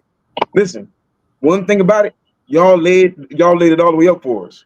When you talk about shungite, I mean, there's no sense in trying to copy what y'all already did. Y'all laid it up for us to go to the next level. When he was talking about the xenon bulbs and all these other things in orgone energy, it was our job to look for, okay, now we're putting gold in these orgone pyramids. Now we're putting shungite. Look up shungite, black gold. It literally grows pyrite in it.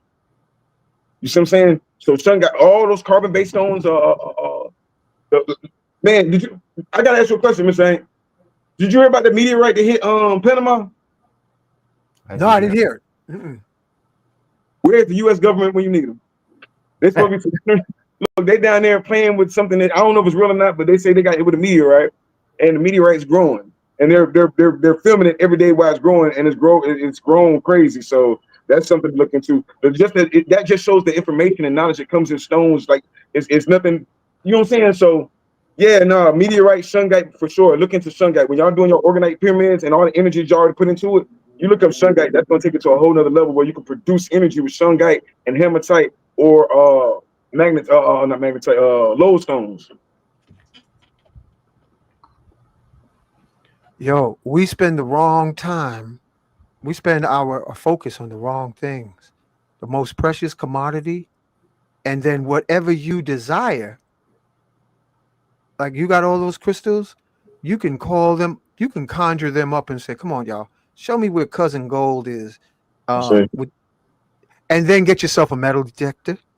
Get a metal detector, but you those got are to God. practice. You got to cultivate, practice getting sensitized to the energy, because there's some gold screaming from ancestors that You, want you to literally. And then once you get the gold, you got to know what to do with it. you know, I've been doing the Scorpio holding secrets. I'm gonna let out the secrets right now. Volume 19 of the I Am Discourses of Descended Masters is dropping how you get gold, how you get supply. They call it supply because gold, money, people to come into your life, this, that, all kind of other things you need to make your dreams come true. Volume 19. And as far as gold goes, you got the God Tabor. It's like what brother uh, let me get you Orisha. Arisha, he was saying how it's the sun's light. The God Tabor takes the sunlight, fuses it into rocks, and turns those rocks into gold. I say, you were talking about Solomon earlier, right? Solomon has this book called The Lesser Keys of Solomon. And we were talking about those legions of demons. They're really not really all demons. There's some of them jinns, some of them dragons. But if you notice, all dragons love gold. So Yeah. if you tap into, like you were saying, your spirit guides, and you really know how to like really tap into them, they'll tell you where everything's at too, because they want it themselves. Like once you get your gold, where you gonna put it? You gonna put it, you know what I'm saying? You're gonna give more for your ancestors. Your ancestors love gold. Like he said, you can use gold as medicine. They have a gold satellite in space right now, looking to the deep and darkness of space. So yeah, gold has so many gold, silver. I'm telling you, silver is a great investment right now. The world is changing. We're in the gold era. They're not calling it the gold standard for no reason. Like people think we only for the Olympic time. The only time you hear about gold, gold, gold. Everybody want gold, and then after the Olympics is gone, nobody's thinking about gold no more. But the God is absolutely right. Everybody needs to be tapped into that gold energy right now and Yeah. getting into that gold frequency. And gold is like a real pure energy. And And buy and as much guess as how, you can. Buy some every month. yo, do you know what to do with it? Let me tell you what you do with a small piece of gold. Orisha, Laji, family, take a gold coin and put it in your water Mm. and let the gold coin sit there in the water and talk to that crystal, because gold is a crystal. It's a type of crystal. And let the frequency of the gold charge your water. And then you tune in to the frequency of gold and ask the water to go where you may need to have your telomeres recharged with gold by drinking the water. You know, now you said something just now that made me think because the Anunnaki came here for the gold. Exactly. According to Zachariah Sitchin, Anu had taken over the throne from Alalu. Alalu, okay, that was his name. So he knew about this planet because at this time it had been totally destroyed and it was inundated, right? So he knew about the legend. So he comes here, right? Alalu comes here and he gold everywhere, just everywhere you could look under the water. So he goes back to Nibiru and he says, "Look, let's make a deal. You know, you don't know, I knew overthrew him." And he's like, "Okay, put that aside. Now we got a planet of gold. So let's make some deal here. Go back there and start rocking and rolling." And that's what they did. That's what they did here. And they, of course, genetically manipulated us to be their slaves. But there was something about us, all right? Because they was using elements from here. We were cuckoo as hell. And they was mining the gold at first. The Anunnaki was mining the gold at first. Then they're like, "Man, we sick of this." And so they made us to mine the gold. And then we saw how dirty they was to us. So there was no women here because they wasn't strong enough to be mining gold and going through the toil of gold, right? And we was living for thousands and thousands of years. So we start boiling, we start battling with these bad boys. We start battling with them. Now they had the technology, they had more powerful bodies, but they made us real strong so that we could mine the gold. And it was like, these Negroes is starting to just win sometime. We got to do something. What do we do? What they did, Hank? Go ahead, Logie, tell them. They got the finest women in the galaxy, and they brought them here. And that's all she wrote. And they say, marry these girls. This we give it to y'all as a gift. We don't want no more war. Just marry them and be happy. And they let some of them rise up. Bam. Yo. And the women were so fine. I mean, these wasn't no ordinary fine women, because we was whooping their behind it for a good little while. They was like, there ain't no way our monkeys can be battling with us and winning when we get this level of technology. These Negroes don't even want to die. They will sacrifice their lives to come after us and take our lives. So the women were so fine that the gods and the angels came down here to get them. Hey, so talking about some. Now the elders would say, bang, bang, bang, bang. Bang, bang, bang, bang, bang.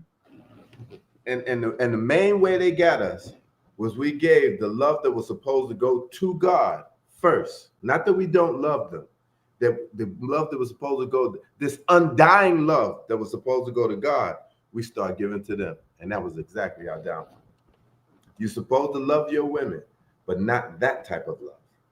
And when you do that, then they bring, and then don't forget about the Donna Summers that they brought down here too. Yeah, they call them Lilith. No, man. The women that could sing. Oh, the Gandavas. Yeah. You know, imagine the voice.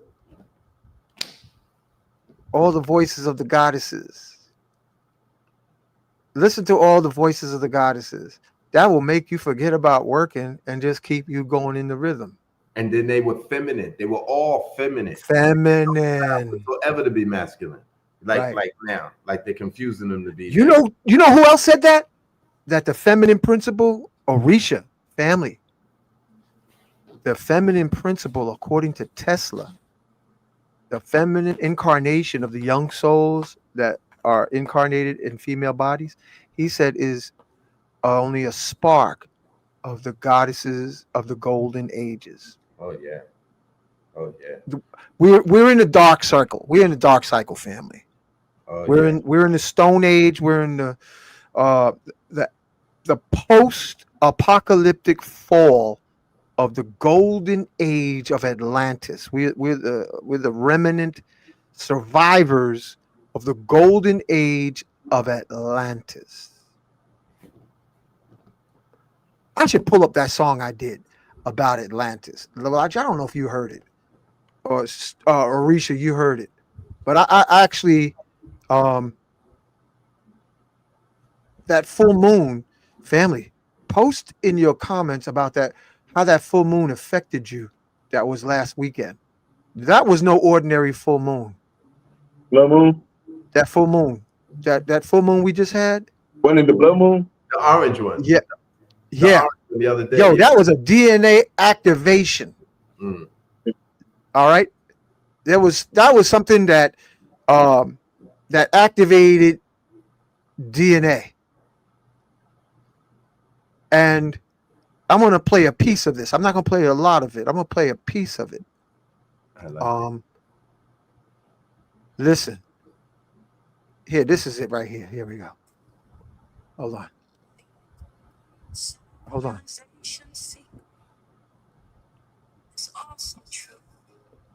Hold on.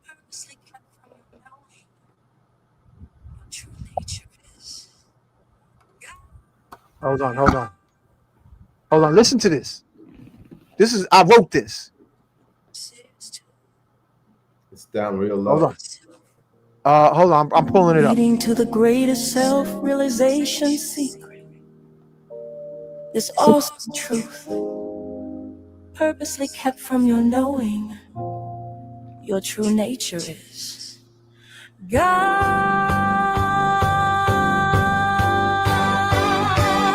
I am that I am.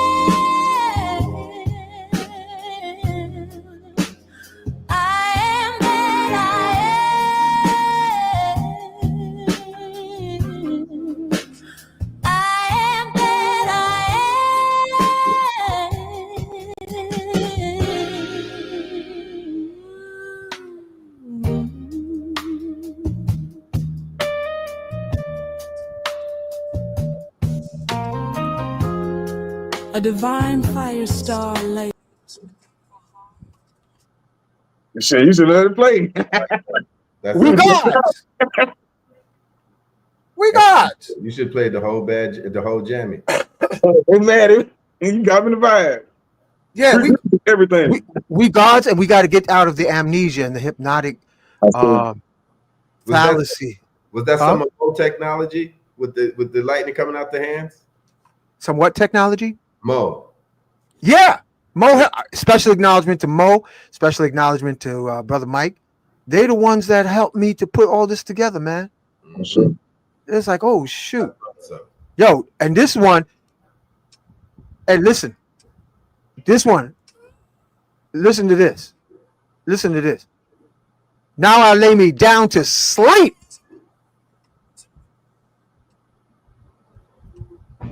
Mama used to always say, turn down the light and let us pray. Now I lay me down to sleep. We were programmed from the time we were children. I pray the Lord to sleep. Let me sleep, sleep. Listen to the words. You hear it, Orisha? If I die before I wake, I pray the Lord my soul to take. You hear what say? You hear what they're telling us? Mm-hmm. As children, we're told, now I lay me down to sleep. If I die before I wake, an external force may take. We were programmed to think everything is external and keep your ass asleep and be a good boy and marry a pretty girl and buy her a house that you pay for the rest of your life, and then get a job, not a business, a job. We were miseducated instead of having a business. Like, Arisha, you got a business. I remember going to my niece's graduation and how they said, now, we want you to be good children and get a job as their graduation from high school. And it was like obsolete miseducation. As T.K. Kirkland said, who raised you to think you got to have a job instead of a business? And everything in this country is lined up to thrive as a business. That's right. That's right. And they've enhanced it when Brother Arisha was talking about 1933 House Joint Resolution 192. It was crushed cold. That's a whole nother story. We ain't gonna go there. But look at how they do in Asia. They if you're gonna get a job, get the highest job, the highest paying job. That'll be a doctor. What you want you to do is being an engineer, another high paying job where you create businesses, where you create technology, where you make real money, or just start a business. And it don't matter whether you want to sell food, which everybody's going to need and eat, whatever you do, a business. If you ain't going to do a business, then be an engineer or a doctor. They don't even let their kids become some other kind of foolishness. You're going to be an engineer or a doctor, or you're going to start a business. Sure. And on top of that, the ruling class say, you're not going to go and become a doctor. You're not going to be an engineer. You're going to go learn finance. Mm-hmm. How does money work? How do you take 10,000 and flip it? Dead. They don't. Rockefeller messed that up. Why you say mess it up? Yo, he was the one that said, we don't want educated graduates. We want them just to be smart enough to work on a factory line. Yeah. Rockefeller messed up education. Rockefeller messed up medical schools to change it from plant-based to oil-based. Rockefeller messed up a lot of stuff, man. A lot of stuff. That was a Sith Lord that came down on the planet on an evil-looking spaceship. Did you ever look at his picture? That's an ET. We've been hacked. Our timeline been hacked.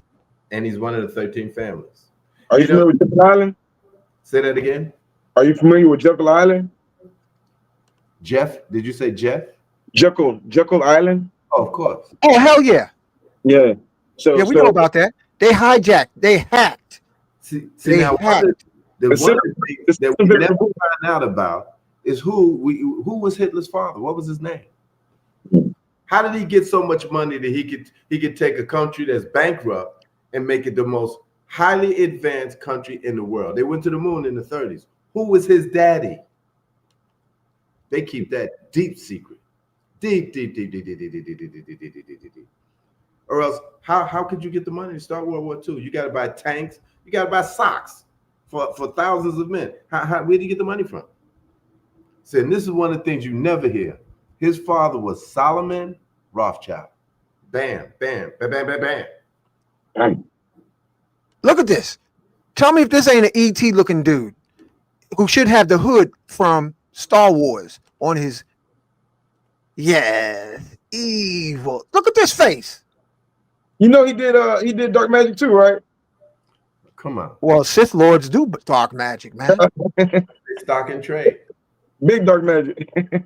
That's their Look stock at this. and trade. This country, this planet was hacked by evil ETs. It's been And the removed. education system. I'll say.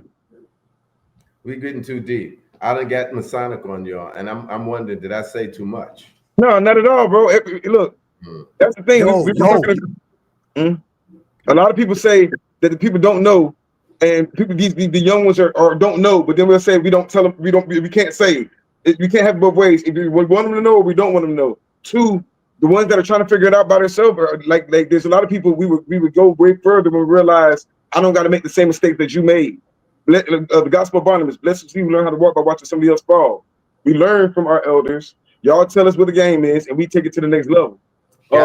Remember this, though. Always remember this. Everything should not be said in an open forum. Well, I'm gonna put this up here.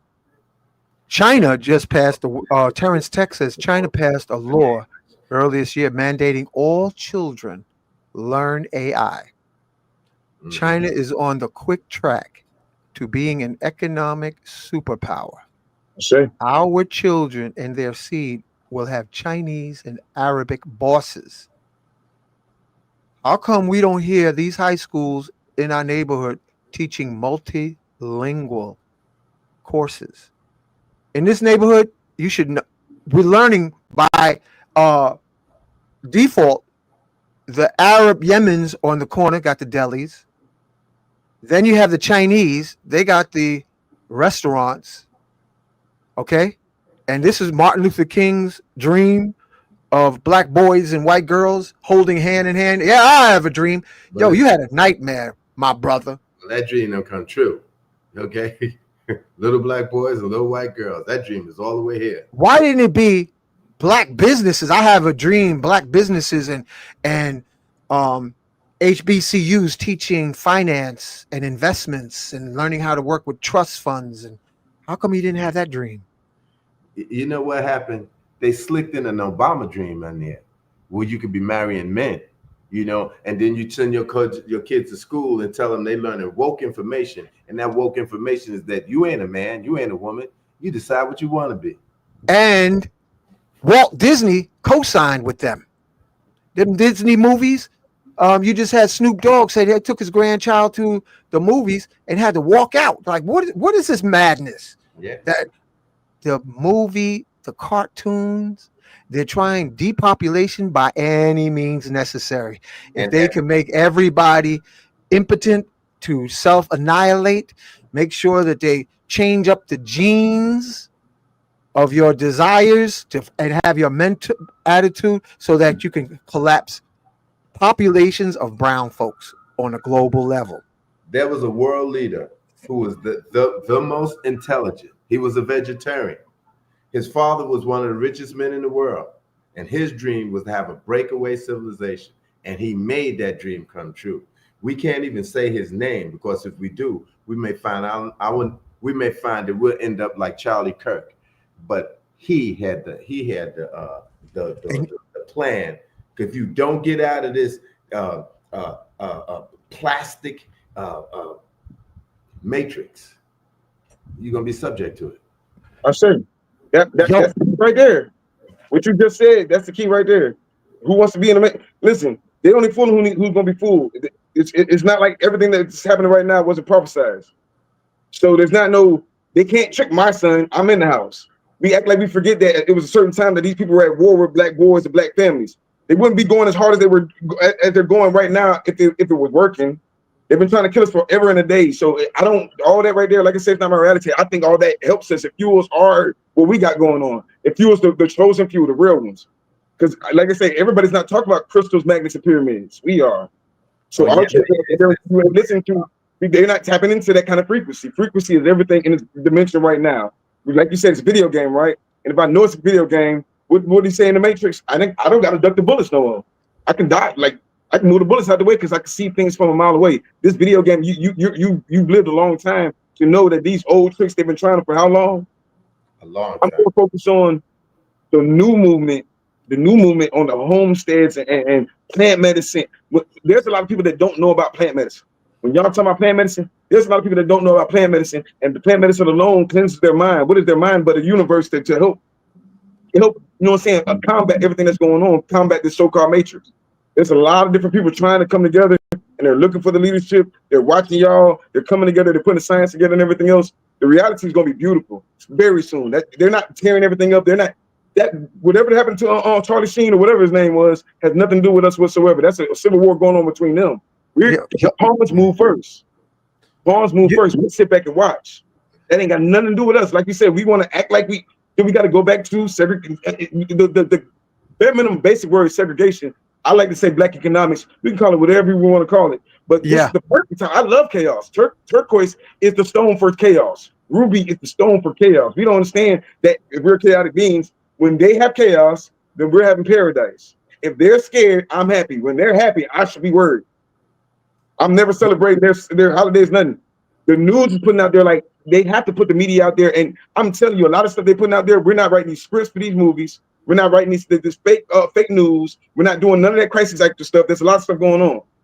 What you got, Hank? Check this out. Tesla was trying to get us on it. Listen to the words. Just a brief listen.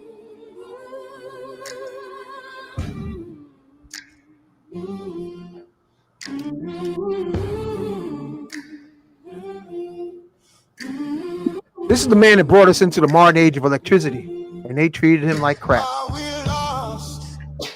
How deep we have forgotten our spirit magic, seeing with eyes so darkened, dumb down so weak to passion crave, senseless distractions to our grave. Nikola Tesla always said, wake up and be free. Electric power is everywhere. Electricity is in the air. Electric power is everywhere. Electricity is in the air. And Tesla said crystals is a form of life. Crystals are alive. Tesla didn't though. Like he's just passing down information. That song's dope or whatever. It had that remedy, but it almost gave me that vibe of almost like worshiping Jesus or something. Like Jesus didn't tell you that you were the one. You know what I'm saying? Yes, Tesla didn't bring us new information. That information got new. He was the one. Jesus said, "These things I do, ye shall do, and greater." That part. So we give Tesla way too much credit. He got killed for playing like he's playing it. Like we have to get out of that part and understand when we go to the source of the information, he's irrelevant in the overall scheme of things. He might have kept he patented it or whatever. But energy, when you talk about organ energy and everything else, that was around when we talk about the temples of Hathor, when we talk about these ancient temples of the Olmecs and everything else. That was way before Nikola Tesla or anything, and they're using the same magnetic energy. We have magnetic towns in Florida. So, Arisha, you do ayahuasca? I haven't done ayahuasca. I do DMT. When we get a chance, I want to introduce you to Tesla without the snowsuit. I say, I say. I'm gonna tell you what happened to me with ayahuasca. 'Cause I was doing it like 3 times a week at one point. It was my get go. I asked Tesla, show me how to, hook up I was working with the Blue Bottles Logic at that time. Mm-hmm. And then he, gave the information while I'm on ayahuasca. And I'm sharing this with the family because, if you use entheogens correctly, it's the original internet. I see. Entheogens is supposed to be the entheogenic net of information. And I said I was in my living room. I said to, the skin suit, the vanilla skin suit, who are you really? You know what he did, Arisha? Family? Lodge, you heard this before. He unzipped the skin and it was a tall, bald-headed brother. I said, what's your name? He said, Amenhotep. Mm-hmm. And then Talk to I thought about the author, Octavia Butler, how she spoke of spirits, strong spirits, body jumping like you jump in and out of t-shirts. see. And that's what the level that we were at one time, where you could take your whole consciousness, Orisha Stone, and go get into a lily white valley girl to do your mission, and then pop back in this soul suit you got. Sure. That's what kind of technology we talking about. Right. What you gonna say, Logic? I don't think we should discard the souls who've come here, especially like Tesla. Find more of them if you can. And people doing it even worse with Jesus. And this is a big mistake. Get the knowledge from those who have the knowledge. And when it comes into you, how do you now use that knowledge? Get the knowledge from the beings that become masters. Don't disregard them. Don't discount them and think, especially because they got white suits on, because they don't care no more about white people than they do about black people. They're using the old game to keep us at each other's throat. White against black, Chinese against Japanese, Puerto Ricans against Dominicans. And it's everywhere. It's just go anywhere you want to go. They got somebody to be against. And this is the oldest game in the book. Divide and conquer. Don't even let them speak the same language. Divide and conquer. That's Machiavelli. That's Machiavelli technology up the gazoo. Yep. Yep. Yeah. So that's how you use psychedelics to cut through the BS veil. Like, wait a second. Who's behind that curtain? Remember that old Star Trek movie where he said was Wizard of Oz. Wizard of Oz. Remember the old classic Wizard of Oz? And the great wizard said, "Don't look behind the curtain." and who pulled the curtain from behind him? Who was it? Toto the dog, right? Toto goes, no, look at this Negro here. He's the one. And he was back there. He was back there pulling chains and making smoke and fire. And then he was like, "Okay, all right, y'all got me. Y'all got me." That was cool, So let me tell you what I got for y'all. Let me tell you, now that y'all done brought me the witch's broom, let me tell you what I got for y'all. Sure. But Arisha, we brought up a strong point tonight, and in your crystals, this is family. This is, I really want y'all to think about it, and then it will develop to tune into the crystals of gold, and then tune into the crystals of silver. Because it's a frequency. And even if you have to do a small bit of mushrooms, I'm giving out recipes tonight. You do a little mushroom recipe, you do a little bit of mushroom, say, help me tune in so I can see the veins of gold or the veins of silver. Mushroom, please. And then we'll see Logi out there with a metal detector saying, yo, y'all drive me down to I-95, drop me off at this exit here, and that there's a mining park. I'm going to go get that. It could be very precise, family, very precise. This is what entheogens are supposed to be used for. Tactical information for physical manifestation. Tactical information for physical manifestation. Yep. Bam! Oh, what you got there, man? Show us what you got there. Hold on a second. Yeah. Let me pull you up solo. What's that? Yeah. Like, Trance.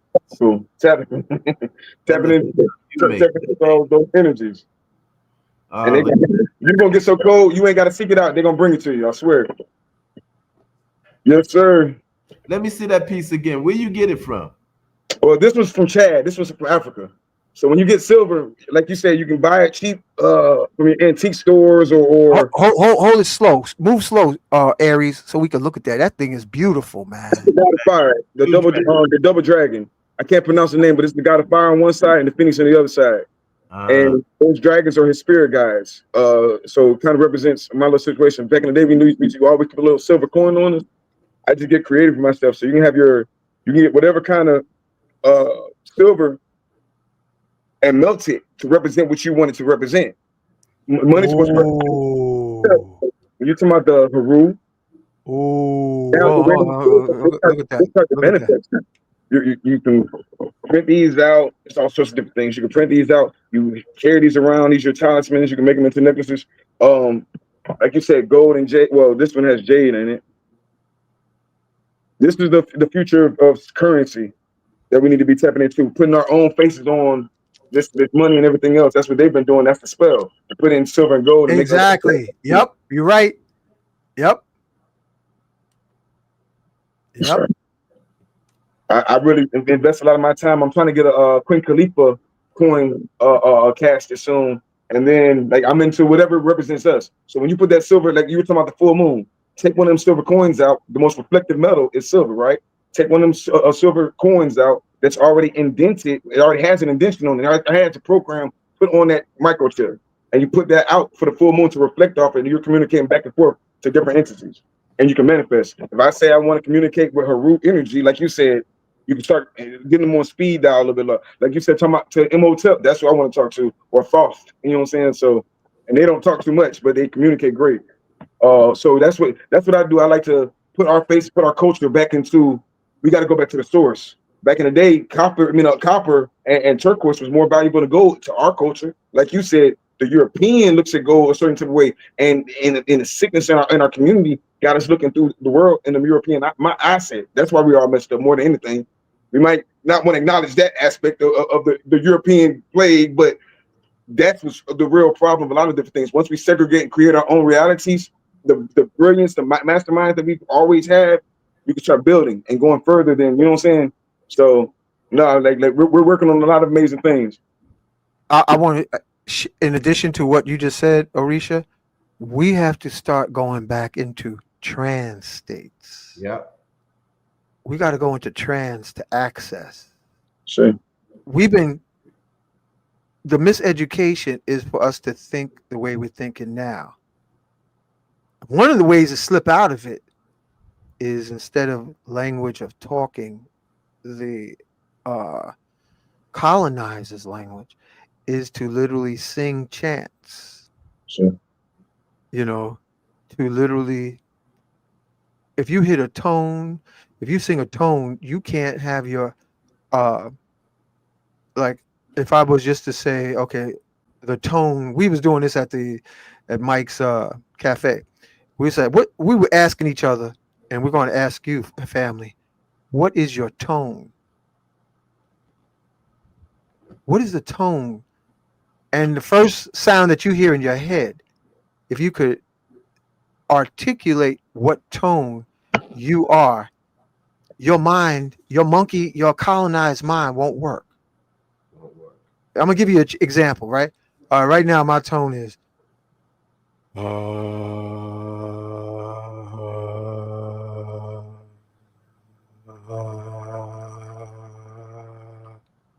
While I was just saying that, letting that tone out, I couldn't use my colonized mind.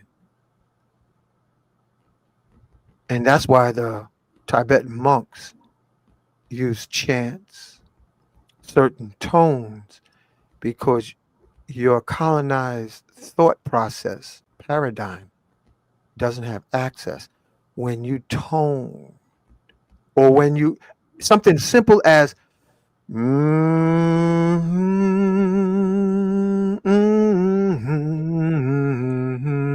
I'm just making it up. But remember, back in the day, my grandma used to hum and move while she's cleaning. But if you try humming, Arisha, try humming anything and see if your colonized monkey mind is chattering. Go ahead, try it.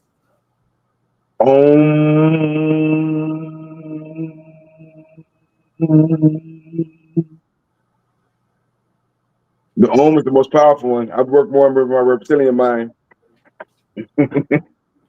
Yo, while you was humming, was your mind going like, you know how the mind works? Was it going like, No, you want to be real intentional when you do those them homes, the different frequencies, whatever. Because whatever you're saying, it's a mantra in your head. You can manifest it like that. You can call it like magnetism. You can call it to you.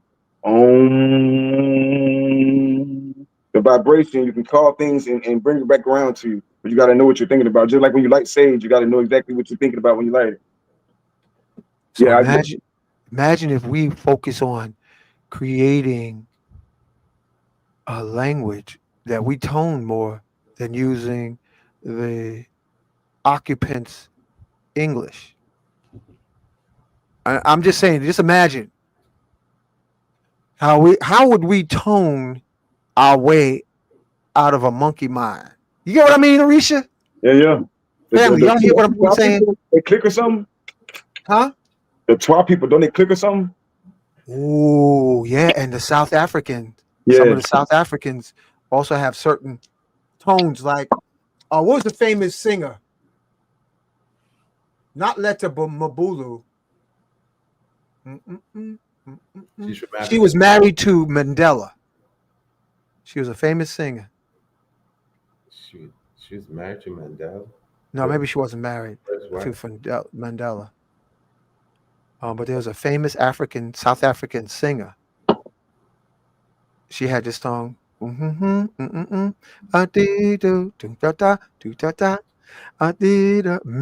Makeba. Makeba, okay.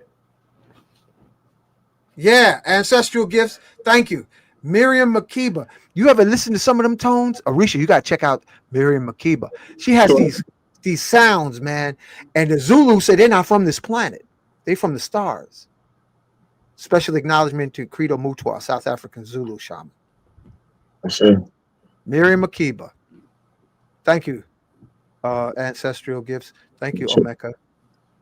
You know what I think in regard to moving forward, in regard to the African, the Europeans, Chinese, Japanese, this, that, beep, bop, boom. It is to our advantage to gather all that information, because it's all our information anyway. Synergistically put it together and move forward with it. Because blocking this and blocking that is going to keep us away from that and this. What we don't want is the wickedness. And if we keep that out and we gather all other knowledge, you know, right now, everybody wants to be like us. Nobody wants to be with us. And we know why. Yeah, you know, right, we can see that ghetto behavior and all that other kind of foolishness, that devilment, you know? And if we do this, if we become the most elegant, if we become the most mannerly, we become the most beautiful expression to humanity, then not only are they going to want to be like us, they're going to want to be with us too.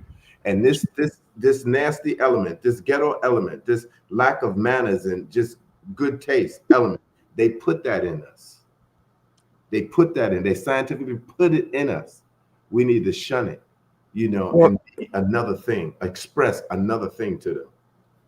Well, start with putting plastic plates from the 99-cent store in the corners of your ceiling and walls where they come together.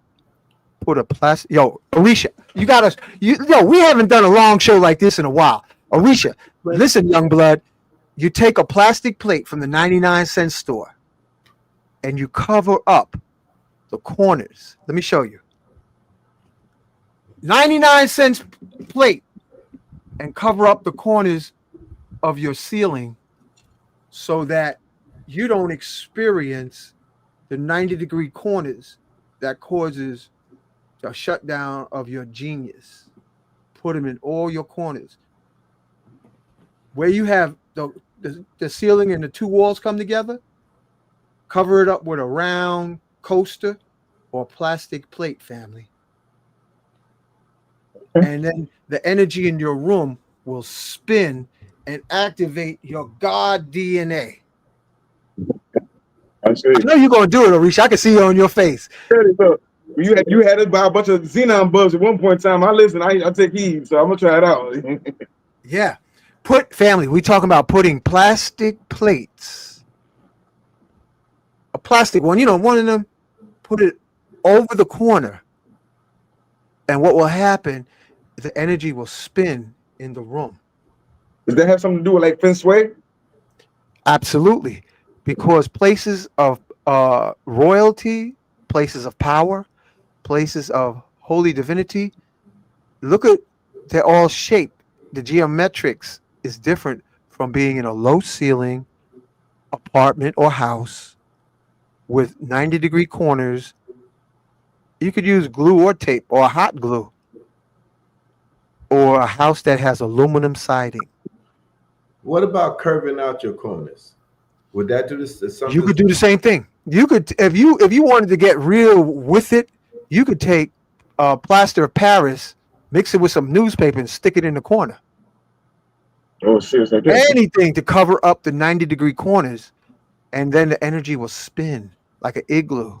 I could see how it would crash when it comes to a 90-degree corner. Just come in, just hit it and crash. No, what happened is it would do like Tai Chi with the corners. Sure. Yeah. So you spin and then watch what happens to everything. And then if you really want to get funky with it, do it in the corners of the floor and where the two walls come together. Put a plastic plate. So it's leaning, or a coaster, and it's leaning in the corners on the ceiling and the floor. So you change it from being in a block room to being in a spherical room. And more technology. That's very interesting. And then see what happens when you and sit your crystals in that room. And then watch how they wake up with that. Oh, you done messed around, woke us up tonight, Barley. We like spinning.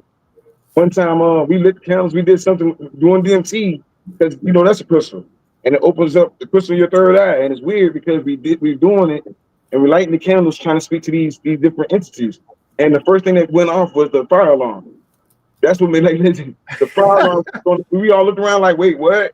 And then we go outside and you do DMT. If you touch the ground, and you know how you make the grass grow green, and the wind starts blowing, and all these entities start moving around you.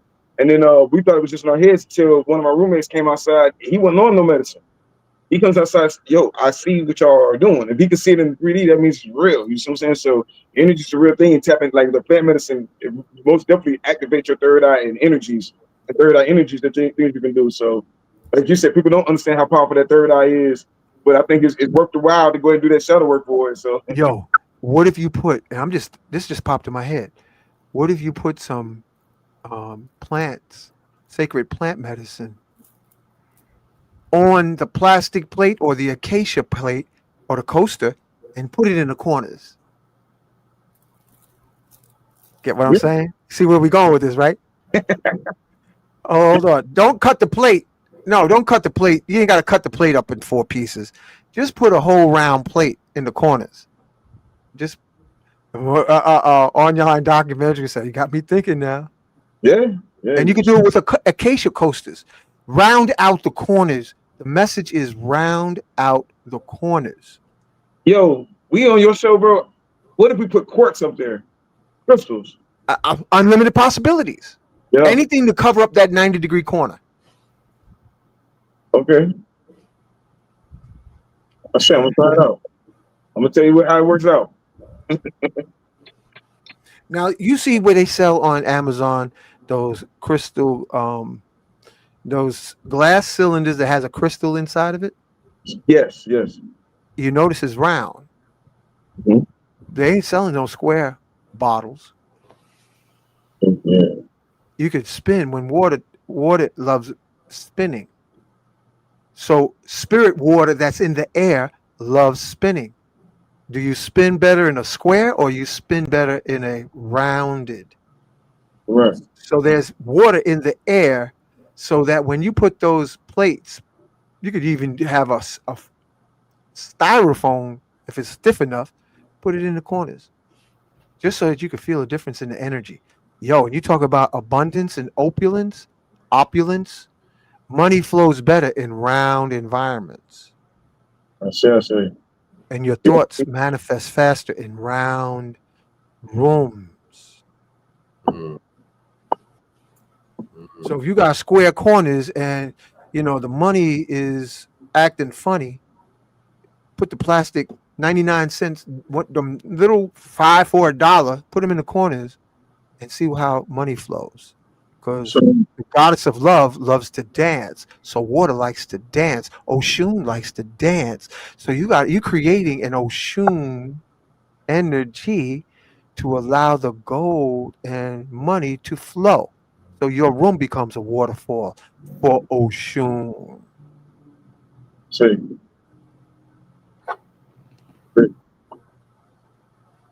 Yo, we having fun up in here, man. We you gotta gave get off. look, Huh? you got to think about. Yo, I want to. This might not have nothing to do about nothing, but is that why the spiders be in the corners of the house? Say that again. In the corner of the house? I don't know. That's a good question. I don't know. Yeah, that's crazy. You know, you got me thinking about it because Persuade is everything. I'm learning that now about putting crystals in certain corners of your house, like tiger eye, citrine, and vitrine, and pyrite. You want to put them in certain corners of your house, like when the sun comes up, that it hits that first. So yeah, it is. And the way they build houses now is all the way wrong anyway. That's why my biggest thing is land is cheap. We got to go into foreclosed properties. Land is super cheap in Georgia and Florida. There's different places foreclosed properties. Get into that and create these things with masterminds like yourself. And because y'all will create free energy, you will create good energy to the point where we don't have to worry about chasing money. We don't need their money. We got everything growing. We got Oregon gardens. We got, you know what I'm saying? So Now, how about this? This is where we got to get radical. Imagine if our ancestors from Black Wall Street had the foresight to build their towns underground. I say, Imagine the town that you just spoke of, Arisha. They say, "Oh, you want to come on down in here and mess with us? Come on into the underground city." That's a whole nother experience. Yeah. That's how the Vietnamese dealt with the foreign powers. They went underground. They said, you got the rooftop. We going into the earth I to say, live, thrive, function, and pop to the surface rooftop to do what they got to do, and then go back under into the underground. You get what I'm saying, Logi? Yes, I do. And these Shambhala, are these are ideas. I'm just putting it out there. Shambhala. Why are we following the Western concept of real estate? Why don't we be inside the earth? Say, yeah, okay. Y'all don't like us? We're gonna live underneath. That's what that leader I'm telling you about did. He found that he got himself permission to go to build a government in the interior of the earth, and they flourish in there. They told us he killed himself. He did not. I ain't saying his name because you can't say too many things. You want to be safe. Yo, And they got a brother that went after those you know, yeah, folks, and they demonetized his YouTube channel called The Saint. They demonetized him, Laji, when he started going in and researching and doing critical interviews with them, and then they demonetized him. they would do it. Look up The Saint. You'll see. Saint. It's called The Saint. It's a brother. Man. But just imagine in Georgia having the boogie down, get down music thumping, and the earth is rumping to the bass line. What is going on here? Oh, there's a party up underneath here. Imagine that. Having a bowl system with some good bass line, but it's underground. God, you say you've been to Mount Shasta? Yeah, a few times. Man, tell me about it, man. I plan on going there one day. They say it's powerful. It's the holiest place in America, and most Americans have no idea it's even there. They say they got a lot of underground towns. Of course. So, What's so amazing, you got people from all over the world coming to Mount Shasta in America, and the average American has no idea it's the most holiest place in America and the world. Not the most holiest place in the world, but one of the most holiest places in the world. Is that the root chakra? The root chakra of the dragon? Now you're hitting it right there. Yeah. You know, Mount Shasta is powerful. And if you have the opportunity to go into the Earth's interior inside Mount Shasta, aging stops. I'm sure. They had two brothers went inside the mountain for 20 years, and they came out. Yeah, Mount Shasta. They came out looking like they went in yesterday. There was no aging. No, I got a friend of mine stays out there. He does a lot of plant medicine and stuff. He's been inviting me for a while. You talking about Brother Divine? That ain't the brother that came. Yeah, same one. Yeah, he's been inviting me out there for a minute. Same one, Laji. I'd watch myself if you went. I'd watch myself. No, I'm not responsible for people's personal lives. I just do business. Look, that's the thing. I worry about the message, not the messages sometimes. So I get it. No, yeah. But anyway, yeah, that's probably why I haven't went out there to Mount Shasta yet. But I wouldn't mind going.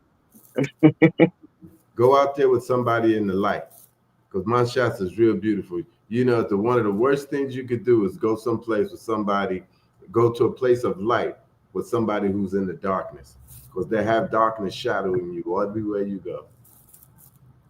I say, you're absolutely right. Like I said, I'm waiting for the right time to get there. But yeah, that's amazing. Yeah, Mount Shasta is amazing. Mount Shasta, man, you feel the energy. It's like in the air. You know, it's in the air. You feel it, and you know it's very powerful. And then you could go like close to the mountains, like close to the interior of Mount Shasta. You can't get in, or you might be lucky enough to find a way in. That's if I get in there, I ain't coming back. Yeah, I'm gonna tell you now, that's a one-way ticket. I don't want to come back. That's what I said.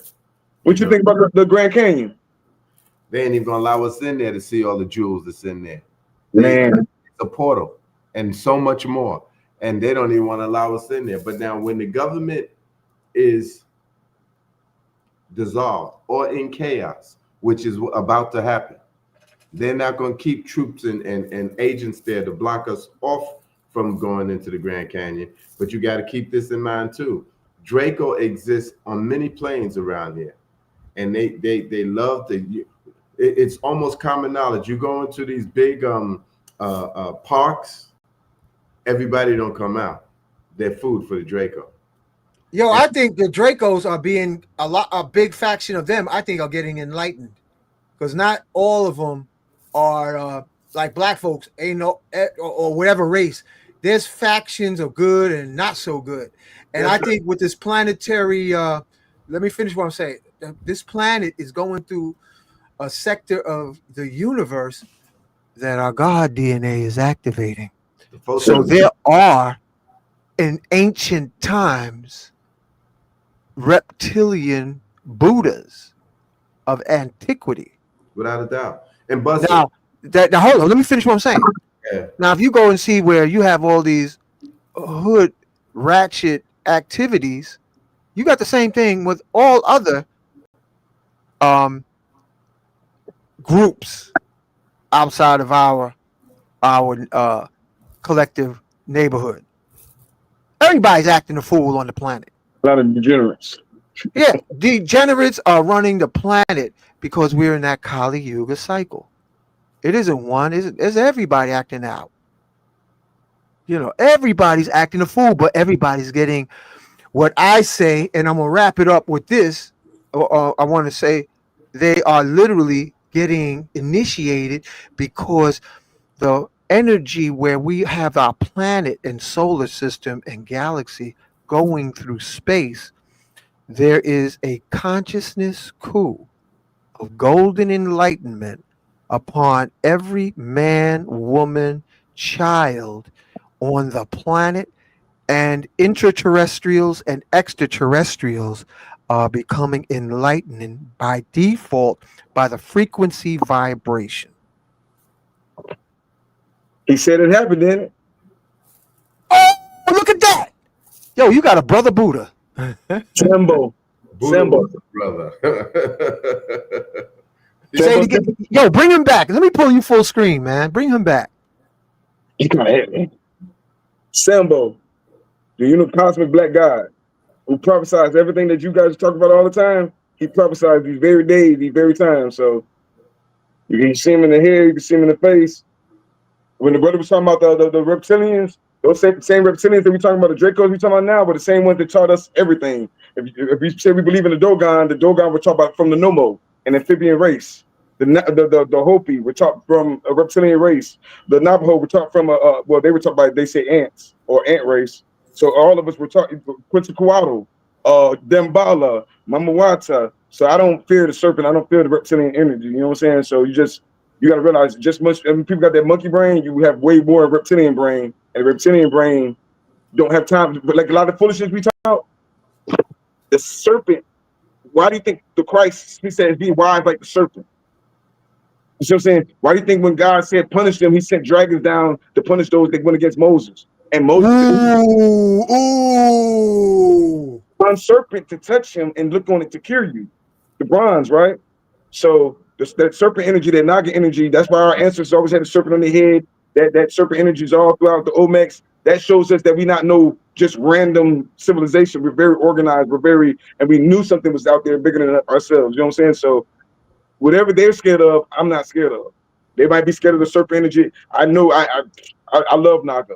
I love the Naga. I love Mamawata. I love Dambala. You see what I'm saying? I love Quetzalcoatl. So all that is serpent energies. You know, Quetzalcoatl is Tahuti. Yeah, that's Tahuti. That's Tahuti. And you know, they got us have. When I was in Hawaii, I went to the island of Molokai. Molokai was where they learned their supernatural chants. Yo, Orisha family, the training began by chanting a wild boar to death, and then bring him back with a chant. That was the beginning of the training that I heard the kahuna, which means keeper of secrets, John Kami'ikawa on the island of Molokai. Where's the island of Molokai? Hawaii. And I went to a kava kava ceremony in Molokai. And there was a brother who was a Hawaiian drum maker and a big board surfer when he was younger. And I went into his Hawaiian built house to his kava kava ceremony. And he slid a carved serpent across the floor and said, "This is our God on this island, and they live inside the island of Molokai." And when they tried to move cruise ships, you know, with a whole bunch of folks up on them carnival cruise like ships with 3,000 people, Bill Capuni told me he sat on the end of the pier, and then a wind came out of nowhere and blew the carnival cruise ship back out to the ocean. They got technology. They got technology hundreds of years ahead of us. Oh, we got a Hawaiian brother kicking something. The serpents are over the elements. Respect to the Monte, north, south, east, west, all elements. Respect to the Monte, they're everywhere. But you know what what you just said reminds me of Haiti? When you said the chants, in Haiti, they have a stone. It's called iridium. That, Hank. I'm sorry? No, they just sent the mantra on the screen. Yeah. Somebody sent it. I don't know. It looked pretty good. You saw it, right? Yeah, no, I did. In Haiti, they do the same thing, and they beat these drums, and they chant something. I don't know what they're saying, but there's a stone that's... When they talk about Black Panther, is in Haiti, really. It's called iridium. And they beat these drums like chant, and I'm seeing the stone. I've seen the stone because they're chanting vibration. I just chumped it up as some kind of vibration, but they're beating the drums and they're chanting. They're just chanting and chanting, and you can see the stone levitate. You see what I'm saying?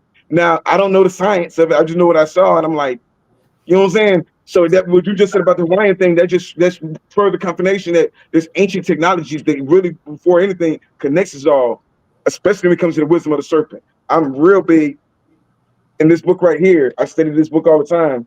The Return of the Serpent's Wisdom. See it? Yeah.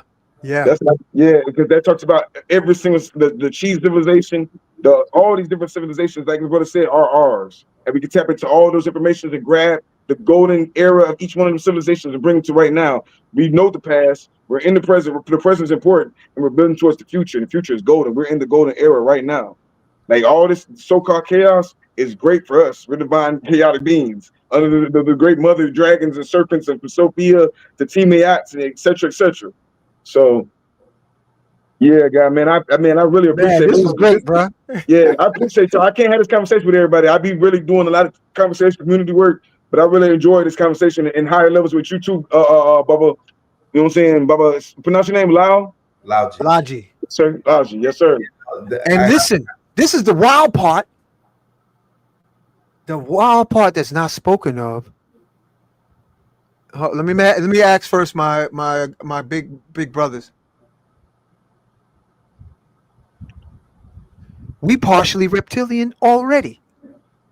We genetically been hacked to be partially reptilian. Why do you call the reptilian brain? We've been hacked, Jack. The minute that you separated the male from the female, according to Credo Mutwa, before they came, the Imberu or the Sumerians came down, we were androgynous and telepathically advanced so that we didn't have to use the medium of sound for communication. So the minute they said we gotta devalue this species, separate them from male and female, and then Credo Mutwa said we lost our rabbit ass minds running around, sticking out, the men sticking and the women sucking. I mean, it was chaos. And then he said that's how they created religion, like to contain these wild attributes that the ETs created, because we were originally androgynous and our pineal gland was the size of a fist inside our heads, and we could telepathically communicate with anybody. Dambala don't talk. If you've ever did ayahuasca or shrooms and you see Thoth, he doesn't talk to you. He shows you. He can communicate. Dambala doesn't talk. Dambala will teach you how to hear yourself, but you just got to listen to him. When you talk about the plant medicine and everything else, you just listen. And things don't talk English. They're not talking Spanish. They're speaking frequency, and you just got to tap in. So yeah, that, like everything you just said is confirmation. That whole serpent energy, we talking about the serpent, but didn't our ancient ancestors say at the base of your spine is that Kundalini? Kundalini is a serpent. You know what I'm saying? So wait a minute, Thoth, Tahuti, his staff is two serpents going up the DNA. When you talk about the Cameroon, one of their symbols is the double serpents going up, and each serpent represents something different. But look at our DNA. It looks like a serpent. It is a serpent. It's cosmic serpent. Look at it. If that ain't a snake, I don't know what is. Now you got good snakes, and then you got some ratchet snakes. Now the ratchet one's over on the right. You can see by the misuse of acoustics. That's snake energy. Our DNA. Truth be told. Frequency. Yeah. So what we're gonna do now? Bing bong bang. Get ready for the chanting in the morning. Oh, for being that we didn't get so deep, I want to offer it to everyone. Of course, it is free. Sunday study group, and at 10 to 12, we got a spiritual study group at 10 to 12. And y'all could call me. If Hank, you could put my number up, they could call me. I don't say email me because I don't look at my email every day. And so if y'all call me, brother Damon called me today, but y'all call me, I'll give you the information, and we be rocking and rolling. 2.5 hours, Monday, Wednesday, Friday, Sunday. Every other day, literally. Then we start again, Monday, Wednesday, Friday, Sunday. We was going every day, but that was too much for you know, they couldn't hang. But we're doing 2.5 hours a month. We're doing prayers, decrees, chanting, meditation, bam. Then we're going about our business. Can I ask you a question, God? Were you the one that used to blow the horn back in the day when the videos? Oh no, that's Baraka. Brother. I need somebody to teach me how to use this. Whoa, man, where'd you get that? Hold on, let me go full screen. Full screen. Yo, you got an art gallery, man. Yeah, I see that. You got those galleries in there. You got some stuff. Look at that. You say you got to tune back into it, and once you tune into it, it'll start finding you. The people start bringing it to you. Like sometimes this one, a shaman from the Carolinas brought it because he knew I was into the dragon, so he brought it to me for one of my ceremony. He brought me some turquoise, and he brought me this foreign dragon. But wow, you blow into it. go ahead. Try to do it right now. we.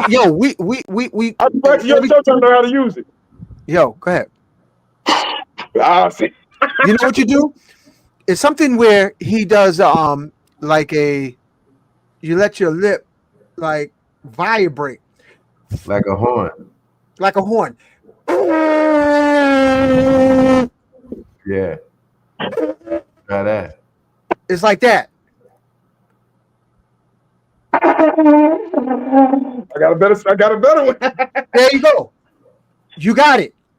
No, man. What I do is I collect artifacts from all around the world that represent us. When people talk about Oshun, we don't even realize Oshun is like a frog deity or a serpent deity, whereas Oya is a crocodile deity, whereas Shango is a dragon, Ogun is a dragon. I shoot like if we really tap into it, I have artifacts from everywhere. They try to divide these cultures and say it's not all ours, but they're looking at the top layer. They're not even looking how deep. You go to the temple of the temple of Dambala or the temple of the serpent in Dahomey, or the temple of the python in Mexico. You see what I'm saying? And it's everywhere. The Olmec statues, it's not just the Olmec statues down there. You got the Sopotan, you got so many different people where that mural where you see Good Times, they have that in stone, Afro, Pixie, having parties on the walls. They have those same things in Asia, Tibet, and all these different places of the Nagas with our hair, dancing, and you see what I'm saying? The first thing they did was manipulate the frequency, manipulate the music. Once we create communities and get our frequency doing what this brother said, getting back into our tones and everything else, we're going to be everything that brother said anyway. We're going to start being whatever it wants to be. They're trying to put their version of our culture on us, and they put that in the media. Like I said, we didn't write down their script. We're not the ones that put the news out. Y'all are the real news because y'all talking about what's going on in the community. But as far as that, everybody else is tuning into what they telling you to watch and what they telling you to learn. So when it comes to stones and everything else, I'm very passionate. When it comes to our artifacts, the more we collect, the more powerful. I'm pretty sure you know what this is. What else you got back there? Yo, brother man got him a lab. Look at that. This is from Morocco. Let you go full screen. That's from Morocco. Is that ivory? What? You got. That's beautiful, man. Yeah, it is. That look like labradorite on the top. No, that's a bloodstone. Wow. Bloodstone. So yeah, you have the spiritual technology, man. We have to go back and collect everything that was taken from us. And once we start, we become magnets for everything to come back. If I was to show you anything, like I have Moorish statues, I have Mesoamerican statues and artifacts. Oh man, this is my favorite right here. And I have things from a little bit of all over the world. But one thing about it, can't say that I didn't carve these. I didn't make this. Some of these are from Mexico. Some of them from this one is from the West. That's what they were saying. The Indians were from the West. This is what China made. These things are expensive. This is the coins. Show the coin again. This one's Temukawa. So they say what's our culture, and they think we just being funny with these crystals. But you have to look up the Temukawa chief, Chief Santeriwa. He was into stone. Well, I got him right here. Look up Chief Santeriwa. Wow. People, that statue alone causes so much confusion because people half-ass do research, but they'll say it's Shango Macho. You can't show me one statue of Shango Macho in Africa. The Brazilians try Wow. because that's where they got it from. They got Chief Sex Rewa, and that's a real thing. Like they have him on the Capitol building. He's a Timucua. He's from Tallahassee, but he ran the whole Timucua territory with South Georgia, Jackson, all the way to Jacksonville, North Florida, all the way to West Florida, which be New Orleans, what y'all call New Orleans today. So these are black chiefs. These are we don't have to argue with these people about Indians or not Indians. They confuse us because they're lying to us about names and ideology or whatever. And we're looking into Seminoles. You might not find your information if you're looking for Seminole. You got to look for Creek or Yamasee or Timucua. So this is a Timucua chief. Wow. Each one of these dragons you see behind me, each one of these artifacts come from a different time frame. One of them is from South Africa. That's probably about 20 years old. This dragon right here is from China. He's over 250 or she's over 250 years old. And the one over here is actually from it tells the story of the Kissimmee, the white serpent of the Kissimmee River. They used to tell that it's a Seminole song. So our ancestors have always been, he's riding a serpent and he has an afro. This is something that these ancient ancestors, Wow. they put our facts in artifacts. They told us what to do. I don't read what nobody wrote no book. I read when they talk in the Bible. I don't read half of what they talking about until they start talking about stones. Because why did he tell you about the stones? He told you exactly what stones that. Well, they try to tell you what stones to have on your chest plate. They tell you. They talk about obsidian all throughout the Bible. Mm. See what I'm saying? Do they not? They tell you. But the first thing our people do is get scared of these things, and this is our technology. Spooky. But once we get out of this, I'm not here to save everybody. We're not here to everybody in every. You know what I'm saying? The ones that already know who they are. This is the technology that if you know who you are, you might know how to use this technology. You went to my quartz, right? That's a nice one right there, man. What you got? Citrine up there? No, that's a garden quartz. Garden quartz or lepidolite. Yeah, that's nice. You know what I'm saying? You know what a nice piece that is hard to come by? What's that? Yellow tourmaline. Ooh.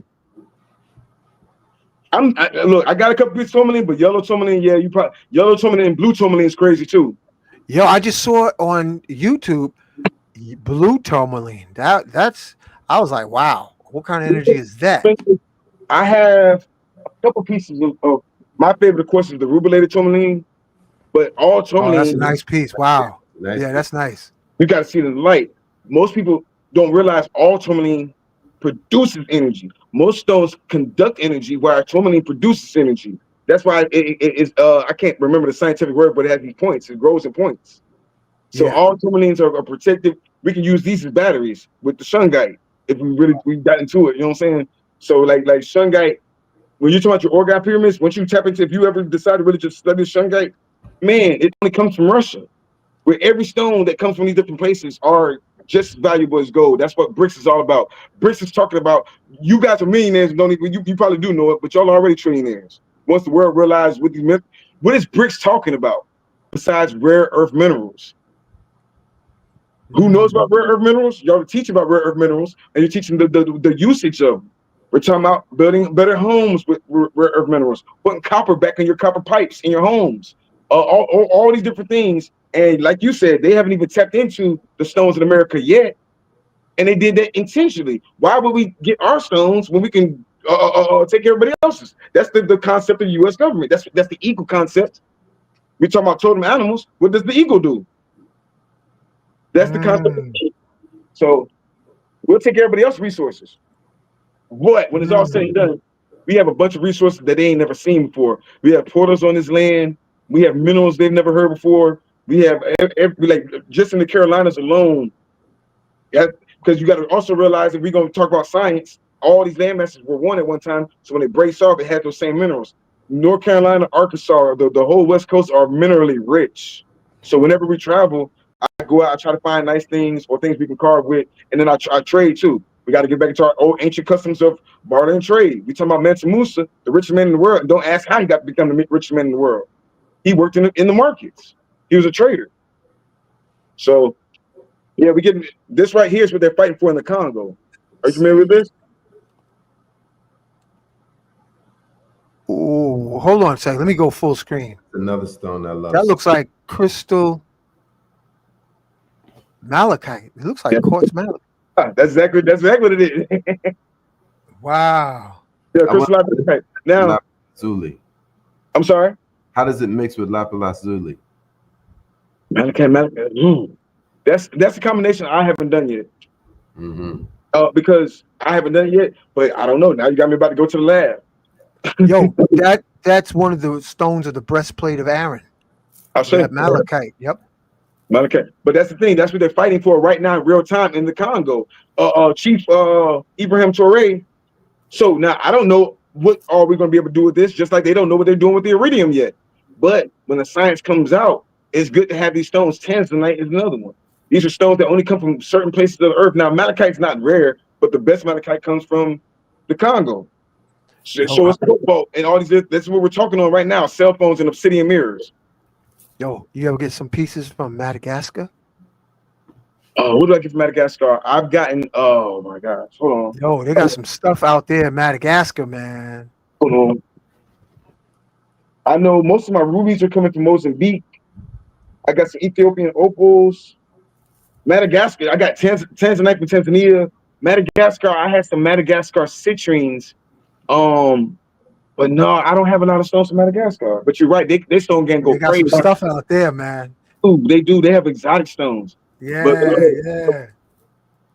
Like, Yeah, that's a nice collection, man. Oh, whoa. Let me put that full screen, man. That's What you got there? That's Omen. That's an Atlantean head, man. It's a ruby. That's a ruby? The guy gave us, the goddess, God, whatever, they gave us these stones to be artists, to create with. Literally, you have two sets of gods: creator gods and destroyer gods, conqueror gods.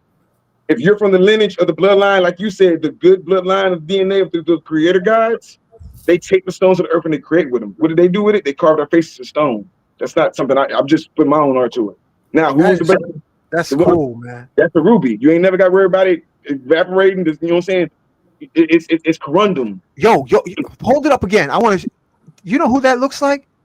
That looks like Simeon Toko, man. It do look like a little bit like him.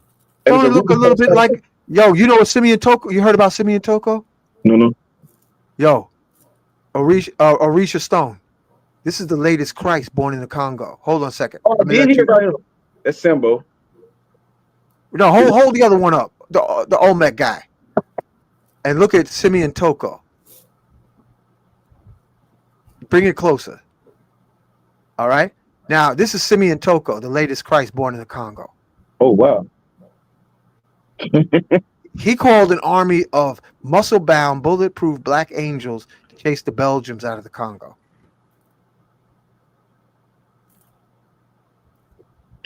Sure. Yo, thanks for sharing that, man.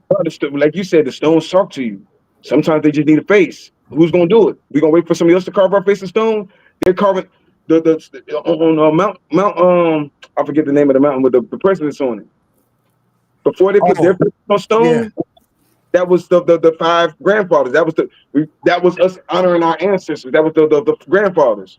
The one in Atlanta, Stone Mountain, they put their face on stones. The one in Philadelphia, they're putting their face on stones. And we have to start doing that too, and putting our images back into these stones and these metals and everything else, and becoming one with these minerals. We are, like you said, we are the. Yo, you gotta come back again, man. Lodge, we gotta have this brother back again. He can't fit everything in one show, man. Man, I appreciate you, man. I see that emporium he got behind him. You know, which one? All that stuff you got behind him is like having an emporium. Yo, is that what the same word as a gallery? Yeah. Yeah. But he got stuff from all over the world. So everything that was melanated, we have to take back Sambo. We got to take back Tumukawa. We got to take back everything that belongs to us because they're not trying to give us nothing. Yeah, they're fighting our leaders and killing our leaders for these minerals. What did we talking about Black Wall Street? What did Black Wall Street have? That they came up on minerals. Nobody knows that, but they were selling minerals. There's so many lies that people say with these books and everything else, but you can't lie when you study minerals and stones. The trail when it comes to minerals and stones and understanding. Wait a minute, it was a trade route from Egypt to the Grand Canyon. How do we know? Because there's only a certain type of turquoise that comes from that area that King Tut had. So either King Tut came over here, Kingman turquoise. So I'm saying, and they had to be doing some kind of. So when we say, oh, our people weren't already over here. That's just at this point, who we talking to? We ain't got time to argue about that. Now our job is my main job is to get our stuff back, find the right people for it, whether we're creating technology or we have it or you utilize it. We come into these sacred ceremonies, whether it be, and that goes for feathers, that goes for herbs, that goes for stones, that goes for sacred metals. Everything that's natural, that comes from this earth belongs to us, and we got to learn how to use it, period. Herbs especially, all these different things, frequencies especially. So, man, I appreciate you for having me, God, man. This is an honor, because like I said, I don't have this conversation with everybody. Y'all are Man, this was great, man. We had a packed house up in here, bro. Oh, man, appreciate it. Appreciation. I want to thank again, OJME. What you gonna say, Laji? Would you mind putting up my numbers? If anybody want to come to the study group on Sundays, they could come, or join me doing the chanting and meditating and praying in the morning. And also want to give acknowledgement to Y Power Man. I haven't spoke about him lately, but I'm going to put up his information shortly. But this is Laji's information. And there's a brother. Yo, family, I want to remind you there's a brother that put together a edible formula of orgone. That's not the Wi-Fi, is it? That is the Y Power. Y Power is an edible form of orgone that, remember what we was talking about as far as those telomeres? Yeah. Telomere activation by an edible form of orgone that tastes like chocolate. And I'm going to put up, you see, I got your stuff up, right, Laji? Yes. I'm going to put up, let me see if I have, this is colloidal, crystalloid minerals. Let me see if I have, it's called ypowersupplement.com. Let me see if I have Y-Power Supplement. One of these days, he's going to come out here and we'll do a show. That's going to be crazy. Yeah, that'd be crazy. He ain't That's going to be a crazy show. Well, hey, one of these days, I got to give you a call, because y'all got to put me on game, because y'all got me out here looking bad. But one of these days, I got to call you about the plant medicine and help me out, man, because, bro, he was ready to chop my head off a few minutes ago. Who? Who was trying to chop your head? You know what I'm talking about. But I have a conversation with you offline. Who was going to chop your head? Somebody I know? I'm meddling, but Baba was telling me you got to be careful with the company you keep. Oh, be careful. Yeah, no, as a traveler, bro, I've learned, listen, as a traveler, as somebody that literally goes and sits at the feet of people and listen and see what kind of mastery they have, because all of us can master something else. And I listen, I hear everything. I'm a jeweler. I'm just a jeweler. So, you know what I'm saying? I just create jewelry for you or get your artifacts, whatever. But people tell me they hold whatever. So in knowing that, it's like you see all sorts of stuff. I don't even try to judge. They like they say they gens or they problems, because I know I got my own. But that just helps me make sure I don't follow them, make the same mistakes. So that's the biggest thing for me. Well, I'm gonna put this up because we need to know this, and I want y'all to. We're gonna close out with this, man. Hold on a second. Oh, you had people asking, do you have a website? You can always contact us on Instagram, Facebook, or YouTube, or send email. My website is under construction right now, but I'm an artist. So it's like if you hit me up and just hit my email or what's your contact info on the social media? Arisha Stone on all platforms. Arisha Stone. Not no underscores, not no just Arisha Stone, because they got fake pages on me. But the one that has about 12,000 followers or whatever, that's mine. That's it right there. Yes, sir. All right, family. Y'all want to get in touch with Orisha Stone? Look him up. Please check out my page on YouTube, man. You can look on YouTube. You'll see all my work there. We do a podcast on our Say Network. We're really pushing to change the narrative and get out of this crazy so-called environment, create our own. So that's number one. All right. Well, let me pull this up. I want to thank you again, Orisha Stone. I want to thank OJME, Goddess OJME. You know, I say that we are in the cycle of gods and goddesses now. That's where we at. We're in a cycle of gods and goddesses. Now, so instead of saying queens, which is regional, goddess is celestial, multi-galactic, interdimensional. So let's put the pedal to the metal and acoustically elevate, transmutate, activate, and initiate.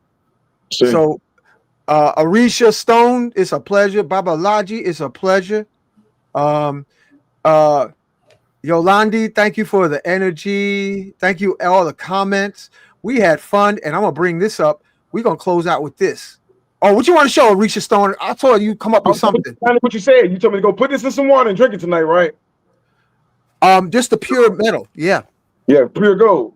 Yeah, or even put it on the side of the glass, and the frequency will permeate through the glass because glass is quartz. And if you It's made from sand. sure you cover it. Or put it underneath the glass. If you leave it overnight, cover it. Cover that glass of water. I say, man, appreciate the wisdom, appreciate it. Like, And tell the spirit within the gold to blend, saturate, and let the water saturate the gold, because water has spirit, gold has spirit. So have them do tantra together all night. Tantra. Yeah. Yo, this was fun, man. And thank you again, OJ Yemi. Thank you to the whole family. And we're gonna close out with this. Bam. Let me turn it on.